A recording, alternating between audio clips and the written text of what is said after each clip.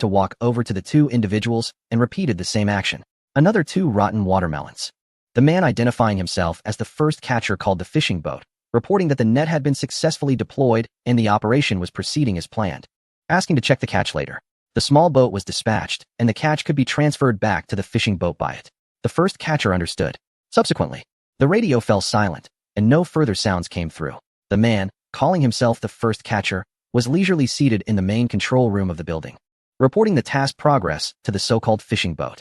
He was in a good mood, with over 40 special operations personnel sent to capture an ordinary company owner. It was a piece of cake, so he just needed to wait here. There was a knock on the door. The first catcher felt pleased. When did these rough soldiers become so polite? Come in. The door was pushed open, revealing the 2 individuals lying on the ground and a shadow. Then, it too fell to the ground. Introducing himself, he explained the purpose of his visit. Without hesitation, Dongfang injected a truth serum into the operative. I am Hayden, belonging to the 1st Special Forces Unit D of the Army of a certain nation, tasked by the Army headquarters to execute Plan 171, with the code name of First Catcher. Hayden stared blankly, clearly stating his information. How many people came? How did they arrive? A total of 51 Special Forces operatives are executing this mission, having entered without obstruction from the Okinawa base, with full support from the self-defense forces of the Neon Nation. I believe our target will be captured soon. Is there a backup plan? No, the fishing boat has already dispatched the small boat. Once the target is captured, it will be sent back to the fishing boat. What is a fishing boat? What is a small boat?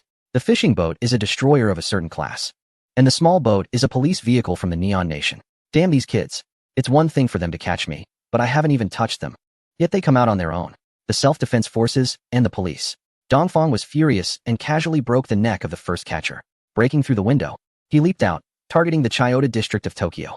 Let's go big or go home.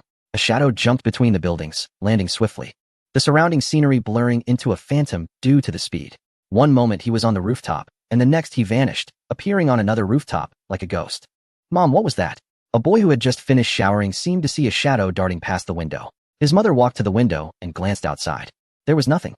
We are on the 20th floor. It was probably a bird. It's late. Go to bed now. 10 minutes later, Dongfang stopped in the park. On both sides of the park stood 2 very famous buildings, a palace and a shrine. Hee, got you. The shrine occupies a vast area of 990,000 square meters. From above, it looks like a kitchen knife. Dongfang is currently at the handle of the knife. As he walked along the handle, he saw a massive stone tablet standing 10 meters high. After forcefully kicking a large pit into the ground, Dongfang shot out like lightning. With just one punch, he smashed the stone tablet into 2 pieces. A loud rumble echoed as the upper half of the tablet crashed to the ground, shaking the earth. He stepped back, accelerated, and kicked again, sending the remaining half of the stone tablet flying, scattering debris everywhere. The people in the vicinity were startled. They rushed out of their rooms towards the entrance. Was there another earthquake? Watanabe, the gatekeeper, heard the commotion first, so he witnessed Dongfang's demolition work. What are you? Watanabe shouted loudly. What greeted him was another punch. He fell to the ground, blood spraying from his mouth. A rapid descent occurred beside Dongfang, with over 100 release robots descending. Captain, the demolition team is in position. Haha, let the demolition begin. The robots scattered. Cries of terror and the sound of collapsing buildings soon followed.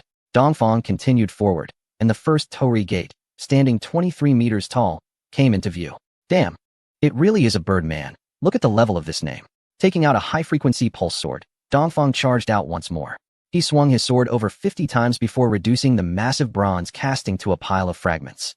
The Divine Gate? Damn your Divine Gate. It seemed deliberate to demolish. As the bionic robots left behind structures along Dongfang's path, the left side S Hall and the right side S Performance Hall had already turned into a heap of rubble. After completing the demolition task, he walked into the worship hall. This was the scene often seen in reports, and Dongfang recalled it. Looking up, he saw a dense array of plaques, names of infamous war criminals prominently displayed. 14 Class A war criminals were glaringly listed. Dongfang's face behind the mech turned red with anger, blood vessels quickly crawling across his eyes, appearing extremely fierce. Veins bulged on his neck, breathing heavily, like a rapidly pulled bellows. You bastards, openly honoring these heinous scum here, holding ceremonies every year. Do you have no shame? You all should commit seppuku. Unable to hold back, Dongfang shouted in the empty hall. Enough is enough. He aimed the assist nozzle at the plaques, and with a loud bang, fierce flames erupted. Shadows dashed out from the hall, and the worship hall collapsed with a loud crash, leaving only fragments of support pillars protruding from the rubble. Taking a long breath, his anger slightly eased. The next Spirit Seal book is said to be stored in a certain shrine where the names of those who have supposedly attained divinity are kept. Upon entering the hall, the individual immediately took down the Spirit Seal book from the offering platform. Then, upon exiting, they kicked the supporting columns of the main hall one by one until they were split in half. After the main hall collapsed into a pile of rubble, they climbed up the debris and burned the Spirit Seal book with a nozzle until it turned to ash, leaving only a thin character, which was tossed onto the top of the hall. Captain, the demolition has been completed. Efficiency is good. Make sure to announce the completion of the demolition team. Chapter 88. Boarding the ship while the individual was seriously reducing the first Torii Gate to scattered feathers, a large number of police officers gathered at the hotel in Tokyo. A total of 51 people had died here, their bodies wrapped in white bags, neatly arranged at the entrance of the building. From a distance, onlookers could only see the already drawn police tape and the surrounding police cars and ambulances. In a room, Zhao King, Grace, and the individual were sitting on the sofa. Several officers from the police department were also present. Two individuals were asking questions while one recorded the answers. Did you see who attacked the banquet site? No. There was a power outage just before, and we couldn't see anything in the banquet hall. Grace's poor command of Japanese led Zhao King to respond on her behalf. All right. Then how did you leave after the attackers broke the window? Let's refer to them as terrorists for now. Zhao King glanced back. Only one of the two bodyguards remained, standing stiffly behind them. Where's the other one? The bodyguard was protecting us as we left. We had already exited from the back before the attackers broke the window. Zhao King pointed to the bodyguard behind her. It must have been that the other one was sent to handle something else, but that wasn't really a lie. Must be. After leaving the banquet hall, why didn't you exit the building immediately, but return to your room instead? This is the place we are most familiar with. People tend to run to familiar places when facing danger. I was dragged here by them. Zhao King shrugged. Her response was watertight. Do you know who these people are? How would I know? I came here for a meeting. How would the CEO of a tech company know about these things? The individual, seated in a shuttle, expressed this statement, which was played back in real time at the hotel. Do you have any enemies? No, I'm a good citizen. Feel free to investigate. Why aren't you out catching the terrorists instead of asking us all these questions? Is this how your police department operates? The individual in the room seemed somewhat angry, standing up and walking over to the officers, speaking loudly. Oh, I see. Then there's nothing more to ask. Sorry to disturb you, but please do not leave, so the police can inquire whenever necessary. Seeing the individual's demeanor, the officer in charge of the questioning realized the conversation could not continue. After nodding, he stood up and left. Team leader, what Mr. Dongfang said is right. What is the point of questioning him? It's obvious someone might be coveting his intelligent assistant software and trying to apprehend him. As soon as they stepped out, the officer in charge of recording couldn't hold back and spoke up. How would I know? It's an order from the police department. We've already questioned him, so we've done our part. Let us go question the other attendees. We need to make the act convincing. A new command crackled from the officers' radios. Headquarters orders all personnel, except those handling the body, to proceed immediately to Yasukuni Shrine. Reports indicate a terrorist attack with significant damage. Repeat, damn. Let us move. The lead officer turned and rushed toward the elevator. Those bastards, pulling this stunt now. Let us go check on the Curtis Wilbur. Understood, sir. They've already gotten the message and evacuated their original positions. Trying to run? No chance.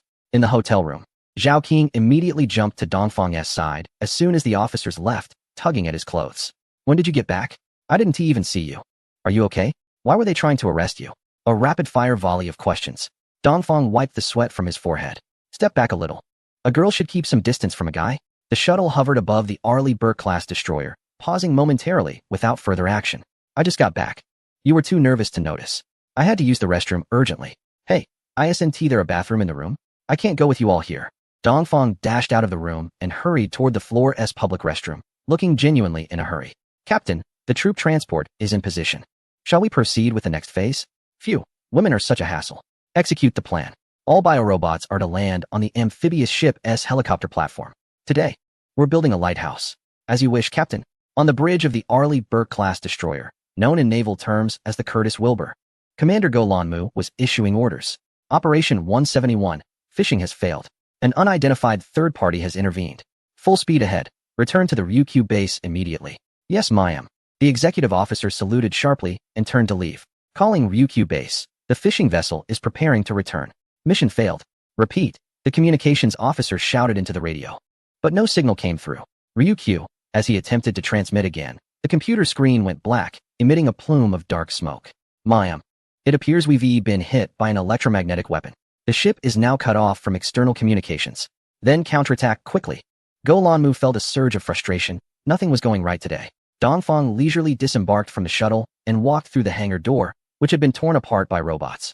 Inside, an SH-60 Seahawk helicopter, a modified version of the famed Black Hawk, sat with its rotors folded. Several soldiers lay sprawled on the ground. Dismantle it. Just looking at it annoys me. The bionic robot turned, effortlessly tearing the aircraft apart like a piece of paper, reducing it to a heap of metal shards. It continued its invasion, eliminating every living person in sight. The robot created a straight path from the hangar to the bridge. Along the way, whether it encountered mechanical equipment or metal walls, everything was crushed and passed through. The soldiers couldn't even fire their weapons. Aside from the sound of the robot shredding through the bulkheads, it was a silent advance. After passing through the engine room located within the ship's hull, the destroyer came to a halt. First officer, what's going on? Why did we suddenly stop? Go check it out. Go Lanmu sensed something was wrong. Just as the first officer pushed open the bridge door, a gun was pressed against his head. The Eastern figure had already reached the bridge. He wanted to meet the female commander stationed at the Okinawa base and see if she would still act arrogantly when faced with life and death in the Taiwan Strait. Damn it. Chapter 89. The Artificial Lighthouse. Thanks to 30562688, Little Bridge, Flowing Water, and Chunlianjiang, there were quite a few people on the bridge, and the communications officer was attempting to restore communication. Go Lanmu looked out with binoculars, but unfortunately, it was of no use. All she saw was the dark sea surface and sparse lights on the shore. She dejectedly lowered the binoculars. Although she had sensed something was off, there was nothing she could do. Pushing such a large destroyer back was not an option. She heard the sound of the first officer opening the door, followed by strange footsteps. Step by step, it seemed the owner of the footsteps was being forced to retreat. Then a metallic scent filled the air. Not good. Hello. Go Lanmu. Came the mocking voice from the Eastern figure. What is this? A human in iron armor? Before she could finish her thoughts, a large group of robots entered the bridge. The soldiers were no match for them, falling one by one like wheat, screams echoing throughout. Who are you? I am a naval officer of the flag country. The Eastern figure grabbed her by the neck, lifting her into the air as if she were a chicken. What did you say? I can't hear you. The Eastern figure pretended to point to his ear with his left hand. What kind of technology does this country possess? I shouldn't have come today. Thinking of this, Go Lanmu struggled with her legs, her hands gripping the steel hand on her neck, trying to pry it off just enough to breathe and plead for mercy because she didn't want to die. Unfortunately, it was useless. All that escaped her mouth were muffled sounds. She should have begged for mercy at the first opportunity, but it was too late. Then she fell into endless darkness. A foul smell entered her nose as the Eastern figure disdainfully tossed her onto the ground. Not much to speak of, huh? Hee. Nova, let us create a lighthouse. In this pitch-black night, the fishermen can't find their way home. The Eastern figure snapped his fingers, coming up with what he thought was a brilliant idea. Understood, sir. By the way, let's sink those missiles in the sea. What if the fire gets too big and causes an explosion? Is something wrong with the operation? As you wish. The bionic robots sprang into action. They first reached the ammunition depot, transporting all heavy torpedoes and similar munitions to the deck, then opened the vertical launch system to take out the anti-ship missiles inside. From the bridge, the operator watched as they pushed the munitions into the sea like dumplings. Let us head back. The second bionic robot must be cramped in the restroom by now, right?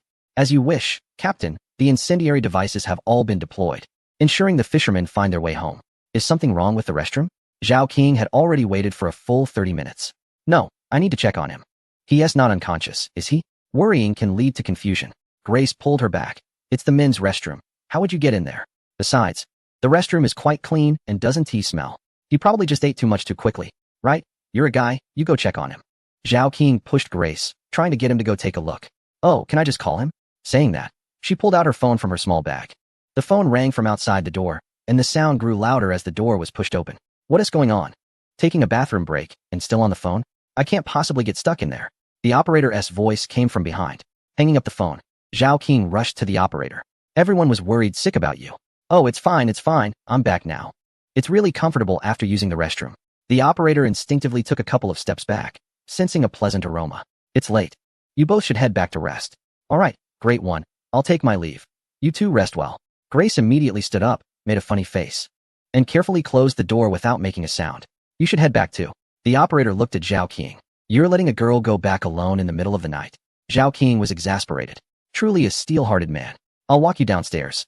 I'm not familiar with the area either. The operator shrugged. I don't need you to walk me. Humph. Zhao King turned and walked away, seemingly quite upset. This is so puzzling. The operator followed her helplessly. Once in the elevator, Zhao King looked as if she had suffered a great grievance.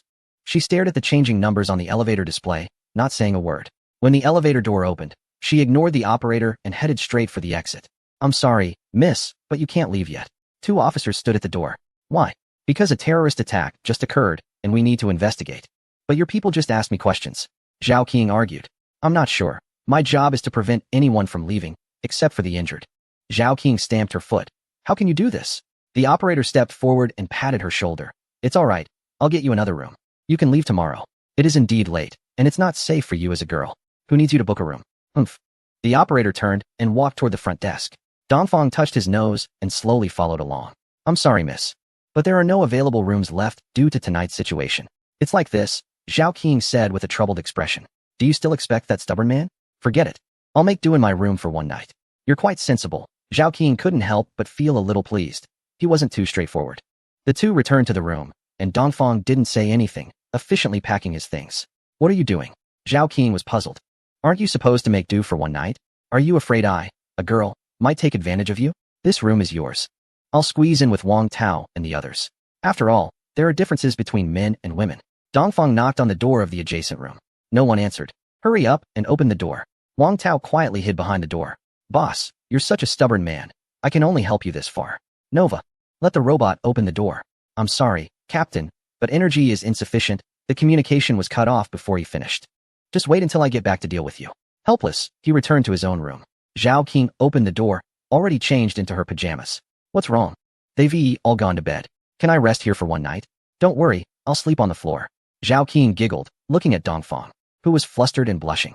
Their lips barely touched. Come in. Chapter 90. Aftermath. In the hotel room, it was pitch black. One person on the bed and another on the floor. Zhao King tossed and turned in bed, unable to sleep.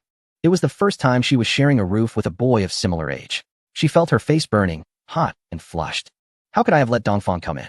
Ugh, so annoying. Can you sleep properly? Are you flipping pancakes? Dongfang was wide awake due to the noise she was making. Mind your own business, humph.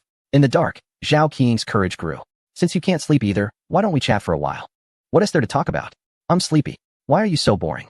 Zhao Qing stretched out her leg and kicked Dongfang. Hey, why are you hitting me? What kind of family do you have? Wow, now she was getting into family matters. Are you doing a census? Come on, just talk.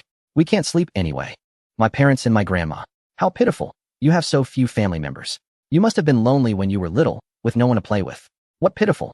The kids in my neighborhood were more than you can imagine. All right then. How did you come up with so much technology? I really want to see how your brain works. What nonsense. It's not that hard. You just need to think about it. Only someone like you would find it difficult. Dongfang chuckled. You think I can tell you about Nova? What about me? Tell me. Why did you come to this country to study? Dongfang didn't let her succeed. He was clearly aware of what Zhao Qing was trying to do. For instance, her slender, long legs. Oh, don't dodge. Unsuccessful in her attempt, Zhao Qing wasn't about to give up. She stretched both legs out, kicking repeatedly toward Dongfang's direction. Dongfang's eyes widened, captivated by the fair, delicate legs and the occasional glimpse from under her nightgown. It's white. I love cherry blossoms and manga. So that is why I came. Zhao Qing got her wish and settled back under the covers. I'm studying accounting and finance. I just hope to manage money in the future, Zhao Qing's clear voice echoed, soothing as a lullaby. Dongfang tilted his head and fell into a deep sleep. After a night bustling with activity, handling relocations and lighting lamps, he was utterly exhausted. Zhao Qing paused when she heard Dongfang's steady breathing. Yawning, drowsiness washed over her. The next morning, a knocking sound roused them. Dongfang groggily got up to answer the door. Zhao Qing lay sprawled on the bed, uncovered, revealing, well, indescribable. Anyway, it was white. Printed with a Hello Kitty. A pillow hit Dongfang in the face. What are you staring at? Catching the pillow with regret. He set it down. I didn't see anything. Really, nothing at all. You big jerk. Zhao Qing's face flushed bright red. Grace peeked inside. Hey, are you up? Let us grab breakfast. So, is your girlfriend up? Dongfang shifted to block the view entirely. What girlfriend? Who's his girlfriend? Zhao Qing, now dressed, pushed past Dongfang. I said let us go have breakfast. Grace chuckled awkwardly. Wait, I clearly heard you mention something about a girlfriend with Dongfang. Does he have one? She began prying into Dongfang's personal life. Nothing was said. Let us hurry and eat. I'm starving, Dongfang said, pulling Grace toward the elevator. When the three reached the dining area, Wang Tao and the others were already seated. The sight of them instantly irritated Dongfang. Why didn't you open the door yesterday? Don't feel like working anymore? Boss, what are you talking about? I was asleep, Wang Tao replied with wide, confused eyes, as if he understood nothing. Don't let me catch you slipping up. Boss, you can't wrong an innocent person. Just then, the noise in the dining area grew louder as people murmured and pointed at the large television screen mounted ahead. Dongfang turned and saw the torii gates scattered in pieces on the ground, though he couldn't understand the broadcaster's rapid speech. Seeing his own handiwork filled him with smug satisfaction. Look at that sword technique, that composition, such remarkable improvement. Truly artistic. Finally, Dongfang's anger subsided. Oh my, what happened to that controversial shrine? Zhao Qing gasped, covering her mouth as she stood beside Dongfang. But I'm so glad. Let those folks think twice before paying respects again. Hee. She leaned close to Dongfang's ear, whispering as if afraid others might hear. Her warm breath tickled his ear. Dongfang's face reddened, and he quickly sat down. It was just too ticklish. The food actually tastes quite good. What does the news say? It reports that a significant incident occurred at a prominent facility, which has been completely destroyed. Citizens are urged to report any findings to the security office immediately. The two leaders, please enjoy your breakfast. Grace brought 3 full plates of food to the table, looking quite melancholic. He couldn't understand the foreign language, so he was still unaware of what had happened. Zhao Qing sat down across from Dongfang, temporarily acting as a translator for him. The spokesperson from a certain country stated, yesterday, their missile destroyer stationed in a nearby region inexplicably approached the coast near Tokyo and was left as nothing but a burnt shell. The terrorists are too rampant. Our spokesperson said, the destruction of the prominent facility is welcomed by the people nationwide. Yet we still condemn the terrorists for being able to enter the World Artificial Intelligence Conference so easily. The security issues in that region are concerning. Our military forces are ample and ready to conduct peacekeeping operations whenever necessary, should they be willing. Anyway, countries are in disarray. Zhao Qing paused to take a bite of her fried egg as Dongfang's phone rang. Dongfang, are you okay? I heard there was a terrorist attack at the conference. The voice of Zhao Jinyu came through. Don't worry, everything is fine. I'm just having breakfast with your sister. Oh, that's good to hear. You two enjoy your meal. I won't disturb you. Remember to come back early. Things are quite troublesome over there. Goodbye. Without waiting for Dongfang to respond, he immediately hung up. The phone rang again. Chairman, are you alright? It was Gao Yuan. What could happen? That's good to hear. The acquisition deal with the company has reached a preliminary agreement, waiting for your approval when you return. In a short while, Dongfang received several calls. Even the reckless Deng Yuanji called, not to mention Zhang Hao. Dongfang felt warm inside. Having a group of brothers and subordinates who care about him made this experience seem trivial. It's about time to pack up and head back home. Chapter 91 Acquisition. Thanks to Phantom F, Xing Chun, and Demon Emperor Ling. This breakfast was the most enjoyable one Dongfang had in a while. Watching the spokesperson from that country flustered and helpless made Dongfang quite pleased. Zhao Qing buzzed around like a little bee, constantly bringing food and serving it. When are you going back? It seemed casual, yet possibly intentional. I'll be heading back today. There's a mountain of work at the company. Finishing the last bite of his egg, Dongfang wiped his mouth. Oh, Zhao Qing made a sad face. Are you leaving already? I'll go see you off. No need. I already asked Wang Tao to book the tickets. I'll be leaving soon. Aren't you still in school? You focus on your studies. Bye. Dongfang stylishly stood up, tidied his clothes, and turned to leave. You are such a hopeless case. Already in stage 4. There's no saving you. Zhao Qing gripped her fork tightly, stabbing the egg on her plate fiercely. It seemed like it was Dongfang. At Narita Airport in Tokyo, the sky was clear. Although she hated that straightforward man, Zhao Qing still came, thinking she wouldn't see him for a long time. Feeling a bit down in her heart, she decided to come anyway. You have to message me on V after you go back. There seemed to be something brewing in Zhao Qing's eyes. Are you girls always so sentimental? We'll have the chance to meet again in the future. I'll reply when I have time. Women are just troublesome. With that, Dongfang shook his head and went to check in without looking back. Wang Tao shrugged and followed closely behind. 4 hours later, the plane landed smoothly on the runway of Xianyang International Airport. Finally back. It's so comfortable in our own country. Take a whiff. Doesn't the air smell particularly sweet? No, I'm hungry. I need to grab a set of Sanshin meal before heading home. Okay, Chairman. After finishing the meal, the sky had already darkened. Chairman, are we heading back to the company today? Yes, we have an appointment with the CEO of Nezuji Company tomorrow morning. Wang Tao touched his forehead, relieved that he had driven that day. Otherwise, it would be a problem now. Now, we interrupt with a major announcement. Thanks to the relentless efforts of our country's defense technology workers, we have made significant breakthroughs in aviation engines. It is reported that this engine has been named WW16, with a thrust-to-weight ratio of 105 and an afterburner thrust reaching 19 tons. The overhaul time has significantly improved, jumping from 3,000 hours to 9,000 hours. This can be said to be an engine with performance at the top level in the world, following the F-135 engine. In the future, it will be installed on new aircraft, including fighter jets and bombers. Let us cheer for these wonderful workers of our motherland. And we also hope our scientific workers will continue to work hard and achieve more great results. Wang Tao was energized, fully awake now, sitting up in his seat. Boss, this is impressive. Now we don't have to fear anyone. Dongfang nodded, realizing this guy was indeed reliable. He thought he would have to wait until he got back. But unexpectedly, have you arrived at the company yet? Zhao Qing asked. Dongfang, I'm on the way. When will you arrive? Dongfang put away his phone, not wanting to reply. Girls are just troublesome. When you get back, arrange for finance to issue bonuses starting from 10,000. Okay, boss. All the way. His phone kept receiving messages, but Dongfang didn't even want to look. He had already said he would reply when he had time, but unfortunately, he didn't have any now. All right then, that straightforward man is impressive. Su Jian is the CEO of Nezuji Company. He is from Taiwan and has been appointed by the Yulong Group as the executive director of Nezuji for 3 years. Although he has done his best to save the company, it has too many flaws. Various oil leaks, strange noises, and components failing for no reason have led netizens to jokingly say that this car has no small problems, only big ones. Feeling powerless, he had no choice but to apply for bankruptcy liquidation. Unexpectedly, at this moment, the Dihuan Company extended an olive branch, wanting to acquire it wholly. He came today with a representative from the Dongfeng Group. However, he was surprised to find that the big boss of the Dihuan Company was actually around the same age as his son. Hello, Mr. Dong. I have long admired your reputation. Su Jian was momentarily taken aback, but he quickly extended his hands. Hello, Mr. Su. Please, take a seat. Dongfang extended his hand. Truly, heroes emerge from the youth. Su Jian took a sip of tea. Although Dongfang was younger, his achievements spoke for themselves. And Su Jian couldn't help but respect him. Let's get down to business. Your company's registered capital is 3.5 billion yuan. I'll be direct, due to product quality issues. The company is now in bankruptcy liquidation. The preliminary agreement for the acquisition price with Mr. Gao is 3 billion yuan, which is actually a bit high considering your company's reputation in the industry. Mr. Dong, this estimate is based on the production line's price.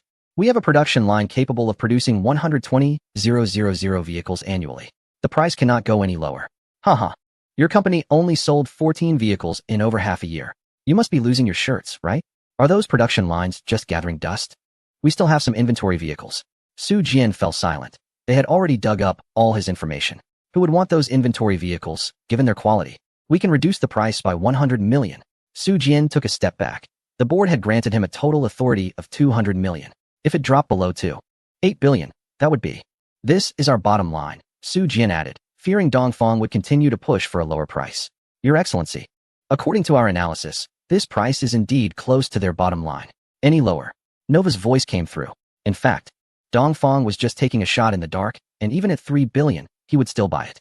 After all, he was focused on the mature production line and the qualifications for whole vehicle manufacturing. Feigning difficulty, he fell silent for a moment. How about this? Let's each take a step back to 2.85 billion. Su Jian breathed a sigh of relief. This young man was like a worm in someone else's stomach. Fortunately, it hadn't exceeded the bottom line. He didn't want to drag it out any longer. The previous negotiations with Gao Yuan had drained all his energy. Once this deal was done, he could return home. With that thought, he spoke up. All right, we are truly selling at cost price. Once he let go of his worries, Su Jian felt more relaxed. Mr. Dong, I look forward to our cooperation. Then let's sign the formal contract. Dongfang shook hands with Su Jian lightly. Great. Wang Tao, prepare the contract. It felt like they were spending 2.85 billion, but rather 28.5 yuan. Dongfang had just seen the financial report, and the current balance of Dihuan Company was 15.2 billion. Not bad. Dongfang nodded. Chapter 92. Eye-watering. The transaction naturally proceeded without any waves. It wasn't like they lacked the strength to pay in full. So, on the third day after the agreement was reached, Dongfang went on another business trip. This time to the Shaoshan Linjiang Industrial Park, the headquarters of Nezuji in Huagua. The sign at the entrance of Nezuji had been taken down. Workers were installing the large characters for Dihuan Automobile Intelligent Manufacturing Company, Limited. The climate here is much better than that in our valley, Dongfang remarked, looking at the lush trees and beautiful environment of the factory area. Sure, just take a look at my face. It's full of pits from the dust storms. Wang Tao looked eager to please. Let's go in and see. Su Jian stood nearby, his face full of despondency.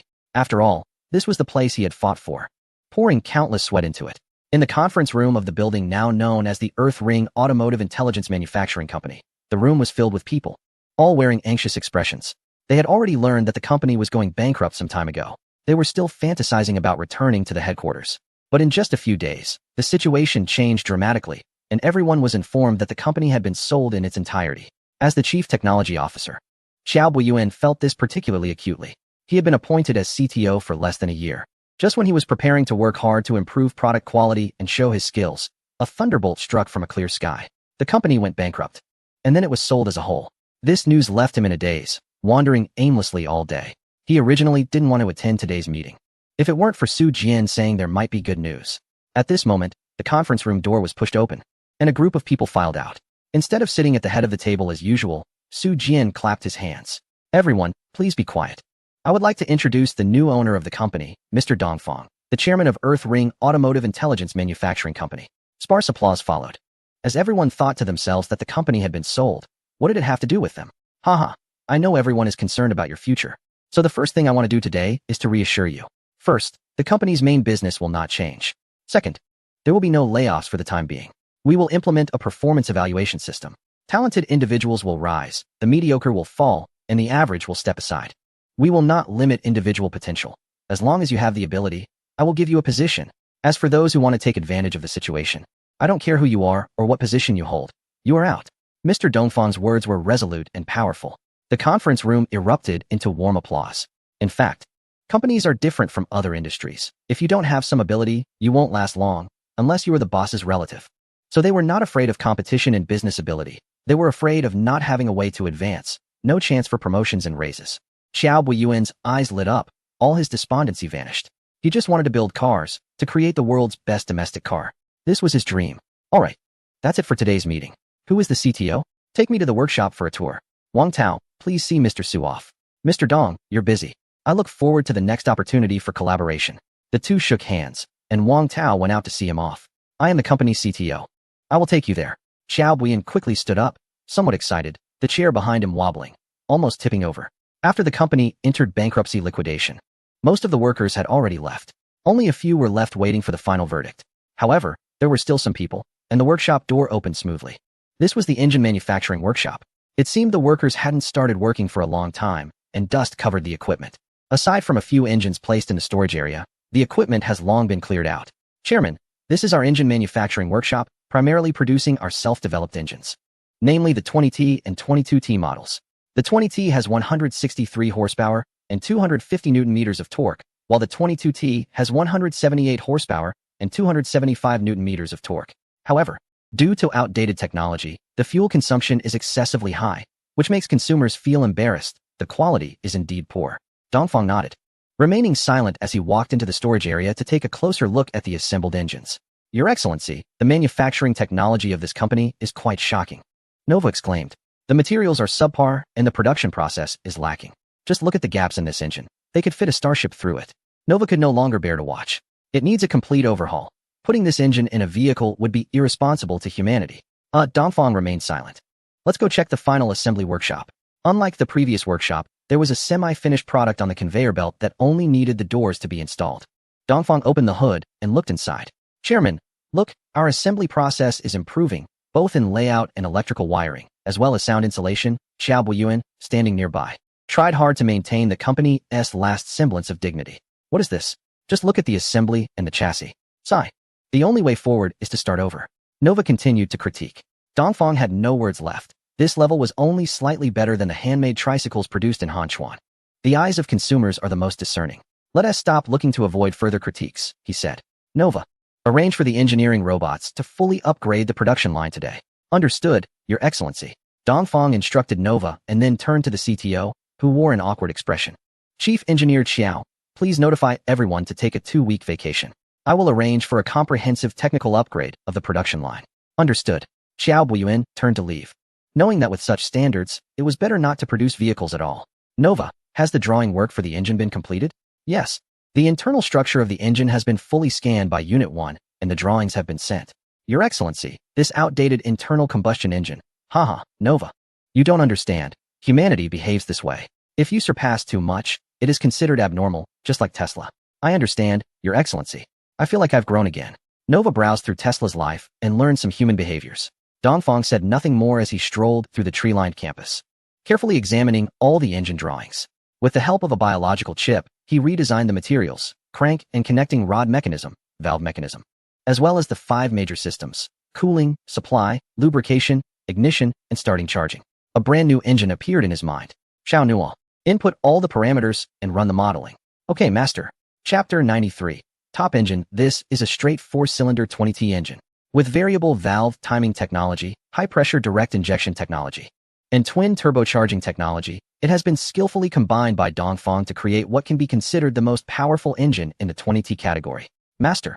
The thermal efficiency of the engine can reach 53, surpassing the best engine in a certain country by 4 percentage points. The maximum power can reach 300 kW, and the maximum torque is 525 Nm, with an acceleration of 0 to 100 km/h in 3.9 seconds. Little Nuo reported the data happily. Great. Then let's tackle the challenge of the transmission next. This time, Dongfeng referred to the world's leading transmission, an 8-at dual-clutch transmission, which is typically used by brands like BMW, Mercedes-Benz, and Porsche. If he is going to do it, he will do it with the best. In fact, both the engine and the transmission can be produced domestically, but it's just that the materials and processing are not up to standard. However, these issues are not a problem for Dongfeng. In his mind, the transmission is visualized in 3D, broken down into individual components. The dimensions and materials are standardized alongside, making it clear at a glance. There's nothing technically challenging about this. It's just the application of gears, Dongfeng thought with a smirk. Invisible show-off. However, this is indeed not a challenge for him. He did not adopt the mechanical structure of an automatic transmission, but instead drew a solid drive shaft. Paired it with 2 units that can be controlled by the driving computer, which is Little Nuo's assistant, along with 2 sets of gears and a hollow drive shaft.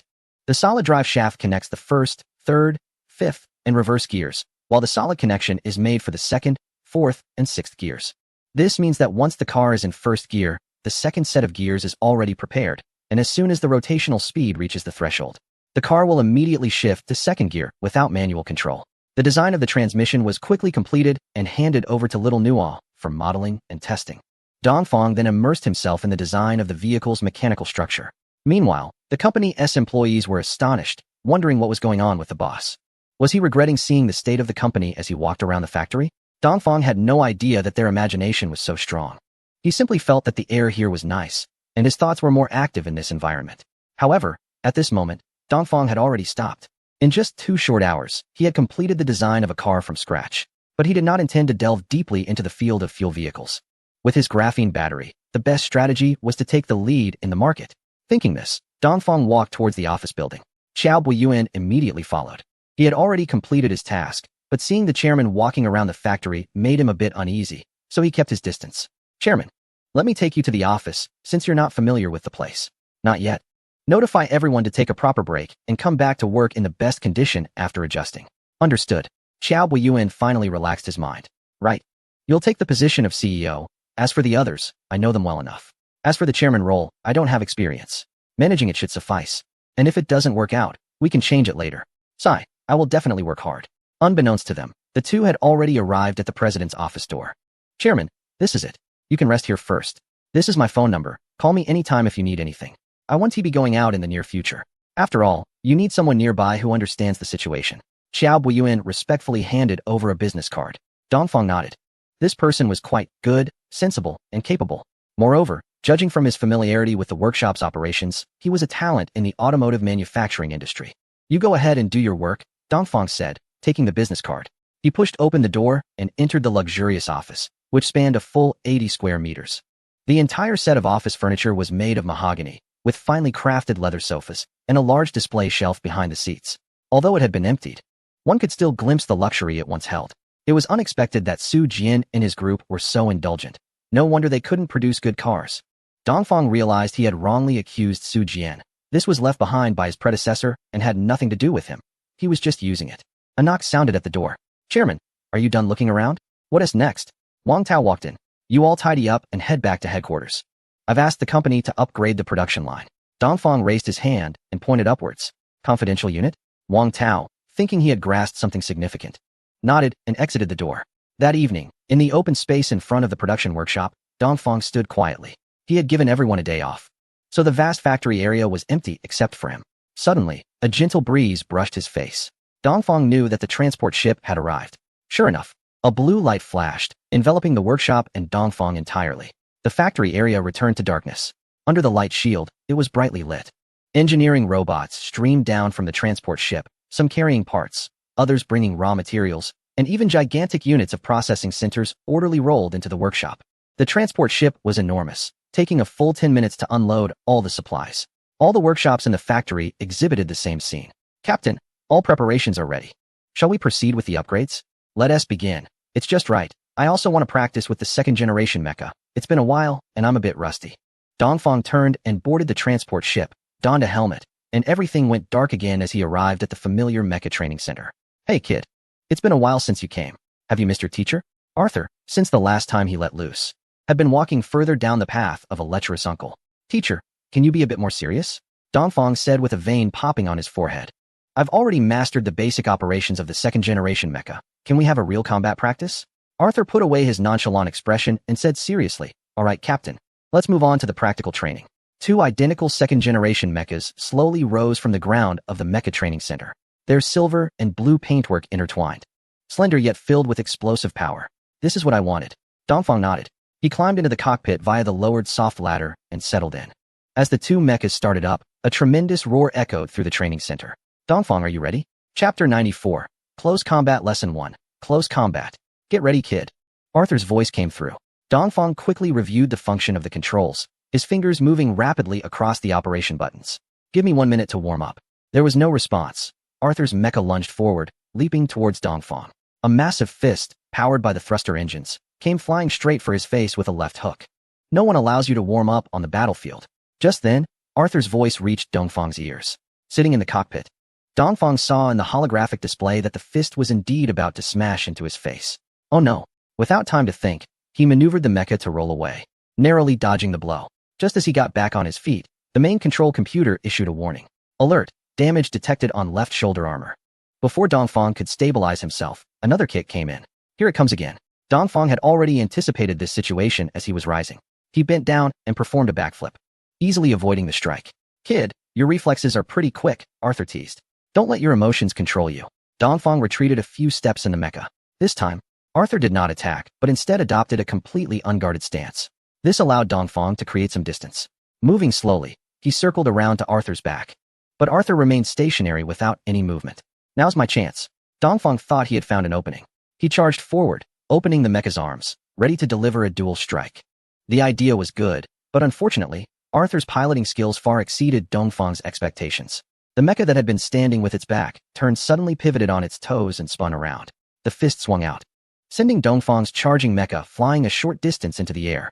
Sparks flew from the mecha's head, and the outer armor at the chin was shattered, revealing a tangle of cables and various electronic devices inside. Dongfang was dazed by the immense force of the impact. Unsurprisingly, the first real combat ended with Dongfang being knocked down. Teacher, let's go again. Dongfang took a moment to regain his composure. This time, he lasted 5 minutes. This was a significant improvement. According to the mecha ranking system of the region, Dongfang's previous ability to operate the mecha proficiently only qualified him as a D-class pilot, also known as a beginner. Above that, there are B-class, A-class, S-class, and those referred to as mecha masters at the SSS level. After the first practical combat ended, Dongfang steadily entered the ranks of B-level pilots. His movements were fluid and agile. Now, this was Dongfang's third practical operation. In the circular training ground of the mech training center, two mechs stood facing each other. Arthur was no longer as relaxed as during their first encounter. Instead, he positioned both fists at his chest. The nozzles of the auxiliary engines occasionally emitted blue flames, indicating his full readiness for combat. Dongfang's hands glided over the control buttons, causing the mech to move. Its movements were peculiar, with a hunched posture, bending at the waist, and legs alternately pushing off the ground. As the speed increased, a tremendous rush of wind echoed across the training ground when it reached Arthur, producing a howling sound that showcased the mech's incredible speed. Dongfang swept a leg, and Arthur jumped to evade. Just as Dongfang intended to pursue, the auxiliary engine behind Arthur activated, propelling the mech sideways. Teacher, you violated the rules. Arthur's face flushed. This kid was improving too quickly. With his A-level pilot skills, it was no longer possible to win by overwhelming force. Cough, cough. The teacher is getting older and is a bit out of energy. Let's end today's practice here. After saying this, he quickly vanished from sight along with his mech. Don't you have any shame? Dongfang found it both amusing and exasperating. Come out. 5 minutes passed, and the training center remained silent. Captain, it seems he won't be coming out today. Nova appeared at the training center, still stunningly beautiful. Dongfang pinched his thigh. Nova, How's the production line modification going? Sir, the production lines for the engines and gearboxes have all been completed, and the engineering robots have changed their work areas. The entire modification task is expected to be finished in 45 minutes. Not bad, that's quite fast. Of course, Captain, most of the time was actually spent on material transportation. By the way, didn't you want to engage in practical combat? Let me accompany you. Can you pilot a mech? Hee, of course. And I might even exceed your expectations. Come on, I'm all warmed up. What are we waiting for? Dongfang had no idea that in the virtual reality system, Nova was like a goddess. The speed of the mech was astonishing. Moves like the Thomas spin and cross slash were executed seamlessly, appearing in front one moment and behind the next. Dongfang felt like a ball being tossed around the training ground. I'm done. After rolling one last time, Dongfang shouted for mercy. Competing with you, an artificial intelligence, is making me feel foolish. Today's practical training ends here. Alright then. Nova was becoming increasingly feminine. Unable to take it any longer, Dongfang immediately logged off. Upon leaving the lounge, the massive cargo hold was already occupied by robots that had completed their tasks. Dongfang understood that all the production lines had finished their modifications. Nova, has there been any trial production? Of course, I have increased the automation level of the production lines to over 95. Dongfang looked up and saw a large number of robotic arms added to the production line. A car, still unpainted, was parked at the workshop entrance. Its appearance is quite different from vehicles on the Blue Planet, with a streamlined design that minimizes air resistance at the front. The rear features sharp lines, and there is a spoiler jutting out above the trunk. The front grille is designed in pure black, with a shiny golden spherical shape surrounded by a bright blue ring. The two Chinese characters for Earth ring resemble land on the blue ocean, encircling the ring. When illuminated, it reflects a spectrum of colors, creating a scene reminiscent of being in the cosmos, resembling the Earth ring star, mysterious and dazzling. Upon opening the car door, it feels like entering the cockpit of a starship, with the starry sky ceiling immediately capturing attention. It features a real starry sky ceiling, showcasing a stunning picture taken during Nova's journey through the universe. Using projection technology, this image is cast onto the car's roof. The dashboard is rather conventional, similar to current domestic cars, with two LCD screens arranged horizontally and vertically. The driver, Dongfang, sits in the driver's seat and presses the start button. The engine runs smoothly, almost silently, with only a slight vibration that is distinctly felt. Hello, Master. Xiao Nuo is ready and at your service. A familiar voice and the well-known panda image greet him. Chapter 95. Helmet shifting into drive and pressing the accelerator. The powerful thrust propels the car forward. With a flash of blue light, Dongfang bursts out of the optical invisibility range, heading straight for the test track. He accelerates hard, the vehicle continuously speeding up. Xiao Nuo, record the 0 to 100 km h acceleration time and overall fuel consumption. Master, the 0 to 100 km h acceleration time is 32 seconds. The overall fuel consumption cannot be accurately calculated due to the short driving distance. Dongfang nods, thoroughly enjoying the exhilarating sensation. The vehicle's excellent performance makes his driving effortless. After going around and around, he finally satisfies his craving. Master, the overall fuel consumption for 100 kilometers is approximately 63 liters, achieving world-class standards, with a thermal conversion rate stabilizing above 53. Dongfang nods in satisfaction. It can now be sent for safety evaluation by a third-party organization. Checking the time, it's already 6 o'clock a.m. He drives the vehicle back to the workshop. Nova has long withdrawn the transport ship, leaving the vast factory area empty except for Dongfang. Still deep in the southwestern mountains, Zhu Jiangwo, with bloodshot eyes and hair resembling a bird's nest, excitedly leans over the screen. The Kunlun 30 turbofan engine has entered the wind tunnel testing phase. All departments are ready to ignite. Ignite. Zhu Jiangwo has waited long enough. After the fighter jet's final design was confirmed, countless ideas flooded his mind. In fact, the principles of aviation engines are the same. The difference lies in materials and design concepts. When he saw the engine from the flag country, it was like a revelation, and all the problems that had troubled him previously vanished. The Soviet-made D-30KP-2 engine had long been cast aside in his mind. The newly designed Kunlun 30 engine has achieved significant breakthroughs, reducing the number of parts from over 30,000 to around 24,000, a reduction of 20. Its simpler structure and lighter weight have further enhanced the engine's reliability and stability. Not only have costs decreased, but maintenance has also become simpler. With a command from Zhu Jiangwo, the serrated nozzle at the rear of the Kunlun 30 engine emitted a brilliant blue flame. All functions were stable, achieving a thrust of 23 tons, with complete fuel combustion and normal blade operation in high-temperature conditions. 10 minutes, 20 minutes, 30 minutes. The blue flame remained unchanged. Success at last. Zhu Jiangwo clenched his fist tightly. Our Hong 30 can finally soar through the skies. This is a small but significant step in the aviation history of our nation. The laboratory erupted in uncontrollable cheers. Dongfang returned to the office. The transformation of the production line had been completed, but he could not leave yet. What if someone came to the company and saw that the workshop had changed overnight? Nova, can the virtual reality system only be used in the space capsule? Of course not, Captain. Then how can I log in without a space capsule? With a virtual reality system helmet. However, its performance is 30 lower than that of the space capsule. And using the helmet after experiencing the capsule will result in a less satisfactory experience, which is why I did not provide you with the helmet. I see. Anyway, I still have to stay here for a few days. All right, Captain, I'll arrange for it to be delivered immediately. Nova quickly took the call, responding eagerly. A pure black helmet was placed on Dongfang's desk, shaped differently from the Blue Star helmets, resembling a smaller mech, with two pointed horns designed at the top. The surface of the helmet was covered in intricate patterns, somewhat similar to the exterior carvings of the underwater base. The interior of the helmet was lined with a soft cushion, providing an excellent tactile experience when worn. How do I use this, Nova? Dongfang asked, puzzled, as the helmet showed no reaction when put on. On the Earthring Star, helmets are quite personal items, so they must be bound to a biological secret upon first use. How do I bind it? Hee, as you Blue Star people say, it's a blood drop. Nova pointed out a smooth circular area at the back of the helmet. Dongfang touched it, and a tiny spike emerged, pricking his index finger. A drop of blood was absorbed by the helmet, which simultaneously emitted a blue light to scan Dongfang's head. Binding completed. The helmet in Dongfang's hand prompted. It then continuously wriggled and adjusted. Structural adjustment complete, can be used normally. Dongfang once again put the helmet on.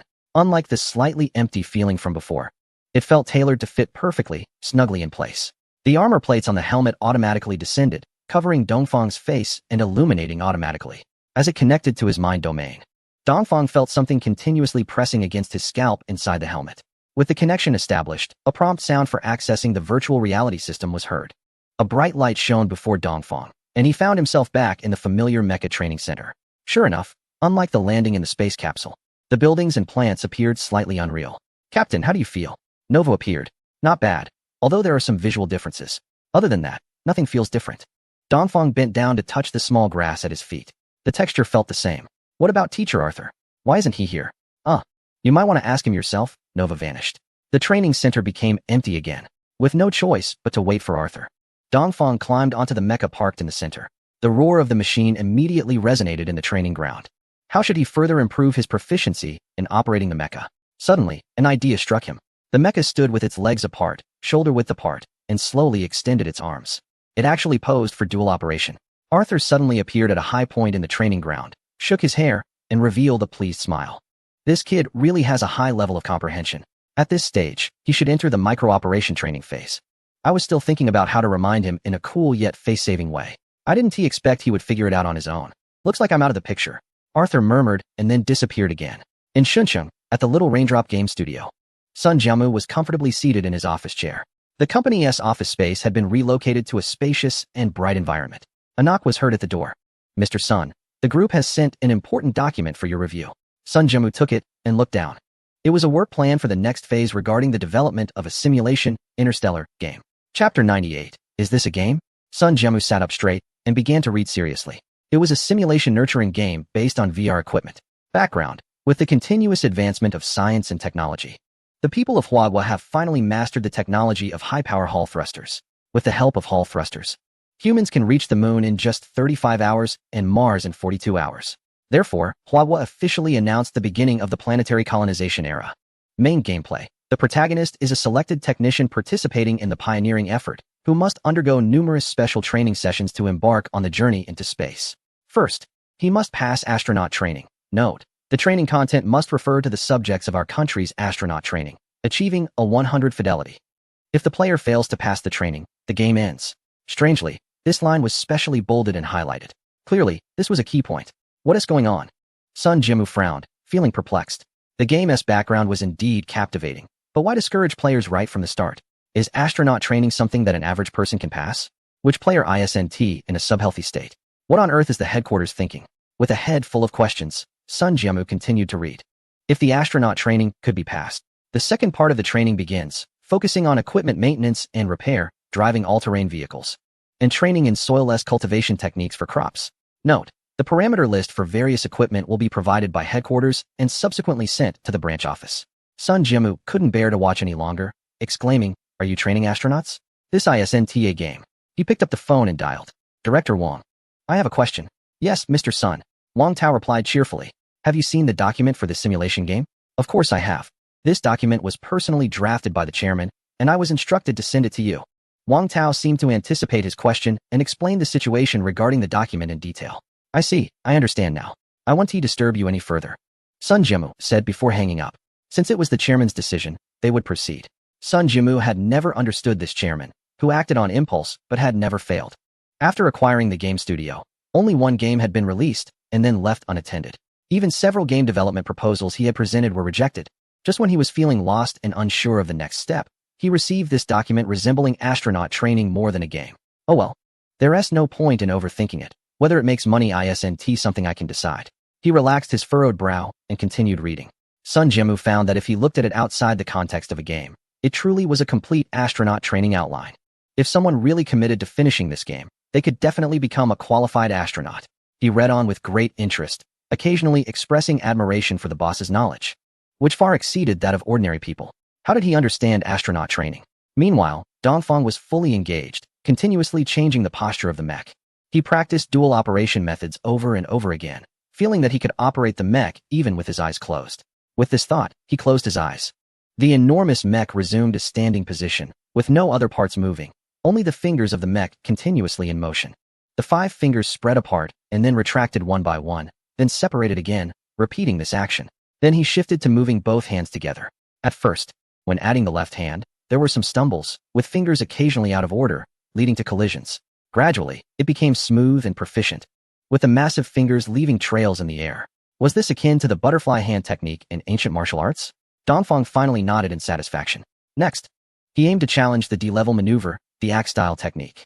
This was the first difficulty-level maneuver in the A-class pilot manual. The mech stood firm, its form like a post, raising its right leg, then suddenly stomping down, followed by the left leg, quickly advancing forward, shaking the ground. The mech darted forward like lightning cutting through the night. When it reached the metal post, it leaped, raising its right leg high, like a battle axe held aloft. After reaching the apex, it struck down forcefully. With a loud boom, the top of the metal post, level with the mech, was cleaved into 3 pieces, like blooming flowers. Wow. Arthur appears once again. This is beyond ordinary, it's textbook-level operation. Can it get any more extreme? Just by watching the tutorial videos, he's reached this level. If only I had my teacher, an S-class mecha master, to teach him. Arthur shook his head, seemingly trying to shake off this terrifying thought. No, I need to step up my game too. Otherwise, how can I compete with this kid next time? Dongfang was immersed in his training and didn't notice the increasingly lecherous man. Suddenly, a blinking red dot appeared in the upper right corner of his vision, and Dongfang froze. What is going on? You have an external communication. A monotonous prompt sounded. Do you want to connect? Oh, nice, I can connect to my phone. Whose call is it? The contact name is Mother. Answer it, quick. Dongfang wiped non-existent sweat from his forehead. Fanger, where are you? Mom, Why are you stammering? Forget it, your dad and I are back. You have no idea, this trip was such a hassle. 5 energetic guys followed us the whole way. You don't know. This all started when Dong Yin and his partner got off the plane. 5 big men surrounded the couple. Dongfang's mother couldn't stand it anymore and shouted for the police. The service in that country was surprisingly good. Although the police didn't arrive immediately, the ground staff quickly showed up. Miss, is there anything we can help you with? The Dong Yin couple was dumbfounded. They couldn't understand the language. Unexpectedly, the leading man in black acted as a translator. Seeing this, Dongfang's mother felt embarrassed to really send them to the police station. You tell him, it's nothing. Are you sure, ma'am? Yes, I'm very sure. Dongfang's mother kept nodding, and only then did the group of men leave. Hey, Dad, what do you think was going on with those guys? Dong Yin shook his head. No idea, but they didn't seem malicious. In the following days, the 5 big men just kept following them without taking any further action. So the couple enjoyed their time. Dongfang, I saw on TV that you started a company? That's true. What comes will always come. Chapter 98. A dream of yellow millet. The sound of flipping pages echoed in the quiet library. Soon, Dongfang opened the 2nd and 3rd books. He quickly read through the ebooks prepared by Nova at a pace of 10 minutes per book. 1 hour, 2 hours, 5 hours. Dongfang was like a book-flipping machine, finishing one book after another, until he opened a book titled The Power of Positive Emotions. Dongfang slowed down his reading speed. He saw a passage that stated, physical sensations and positive emotions influence our minds in different ways and on different scales. They can limit your perspective to what you desire and only help you meet a current survival need. Insightful and accurate. The East recorded it in the reading notes. The beauty of the situation lies in its highly personalized nature, which depends more on one's inner understanding than on the external environment. He saw the key. Highly personalized. How can external environments be used to stimulate positive emotions in people? The East paused his actions and fell into deep thought. Humans are the most complex beings, with thoughts and ideas changing in an instant. A kind word can warm a person in winter, while harsh words can chill them in summer. Just a single sentence can have such a tremendous impact on a person. Therefore, we must break through from the essence of humanity. But how can this be achieved? The East unconsciously slid his hand over the holographic image and then stopped to tap slowly. An elderly woman with glasses and golden hair appeared in the holographic image. Our lives begin with a single cell, one becomes two, two become four. He seemed to have opened a video. The East glanced at the description, Nobel Prize-winning scientist Blair, The Science of Rejuvenation. I recommend everyone to check it out. It's profoundly significant. A female voice continued. She proposed a viewpoint. Positive thoughts can extend human life and even lead to rejuvenation. The East clasped his head with both hands and leaned back in the chair. The answer was already quite clear. The power of positive emotions is boundless. But how can one influence others? For a patient, merely changing their pessimistic emotions through words is incredibly difficult. The East frustratedly ran his fingers through his hair, feeling that just a slight breakthrough was painfully elusive. He suddenly stood up, wanting to walk around the table a couple of times. However, the movement was too abrupt, and a book fell to the ground. The East looked down to see the comprehensive record of typing. Is Nova malfunctioning? Does fiction relate to psychology? Forget it. Let's consider it a way to relax. The East opened the novel and read it with great interest. Volume 82, The Dream of Yellow Millet? The East read aloud. The old man said, You rest your head on this pillow, and it will ensure you have pleasant dreams. A virtual reality system headset? The East's eyes lit up. It's truly amazing how effortlessly one can find what they seek. Nova, tidy things up. Looking at the messy reading desk, the East felt a bit embarrassed. Yes, Captain. Have you found it? I have some ideas. However, I need your assistance. The East exited and re-entered the main control center of the base. Nova, I need to create a role-playing game, or rather, a hybrid of a game and a movie. All NPCs must be intelligent, and their appearances, including that of the protagonist, should not be designed, but should change according to the user's thoughts. The background should closely resemble reality, and once players enter, they should believe that the game is reality. All fantasies should be easily realized within the game.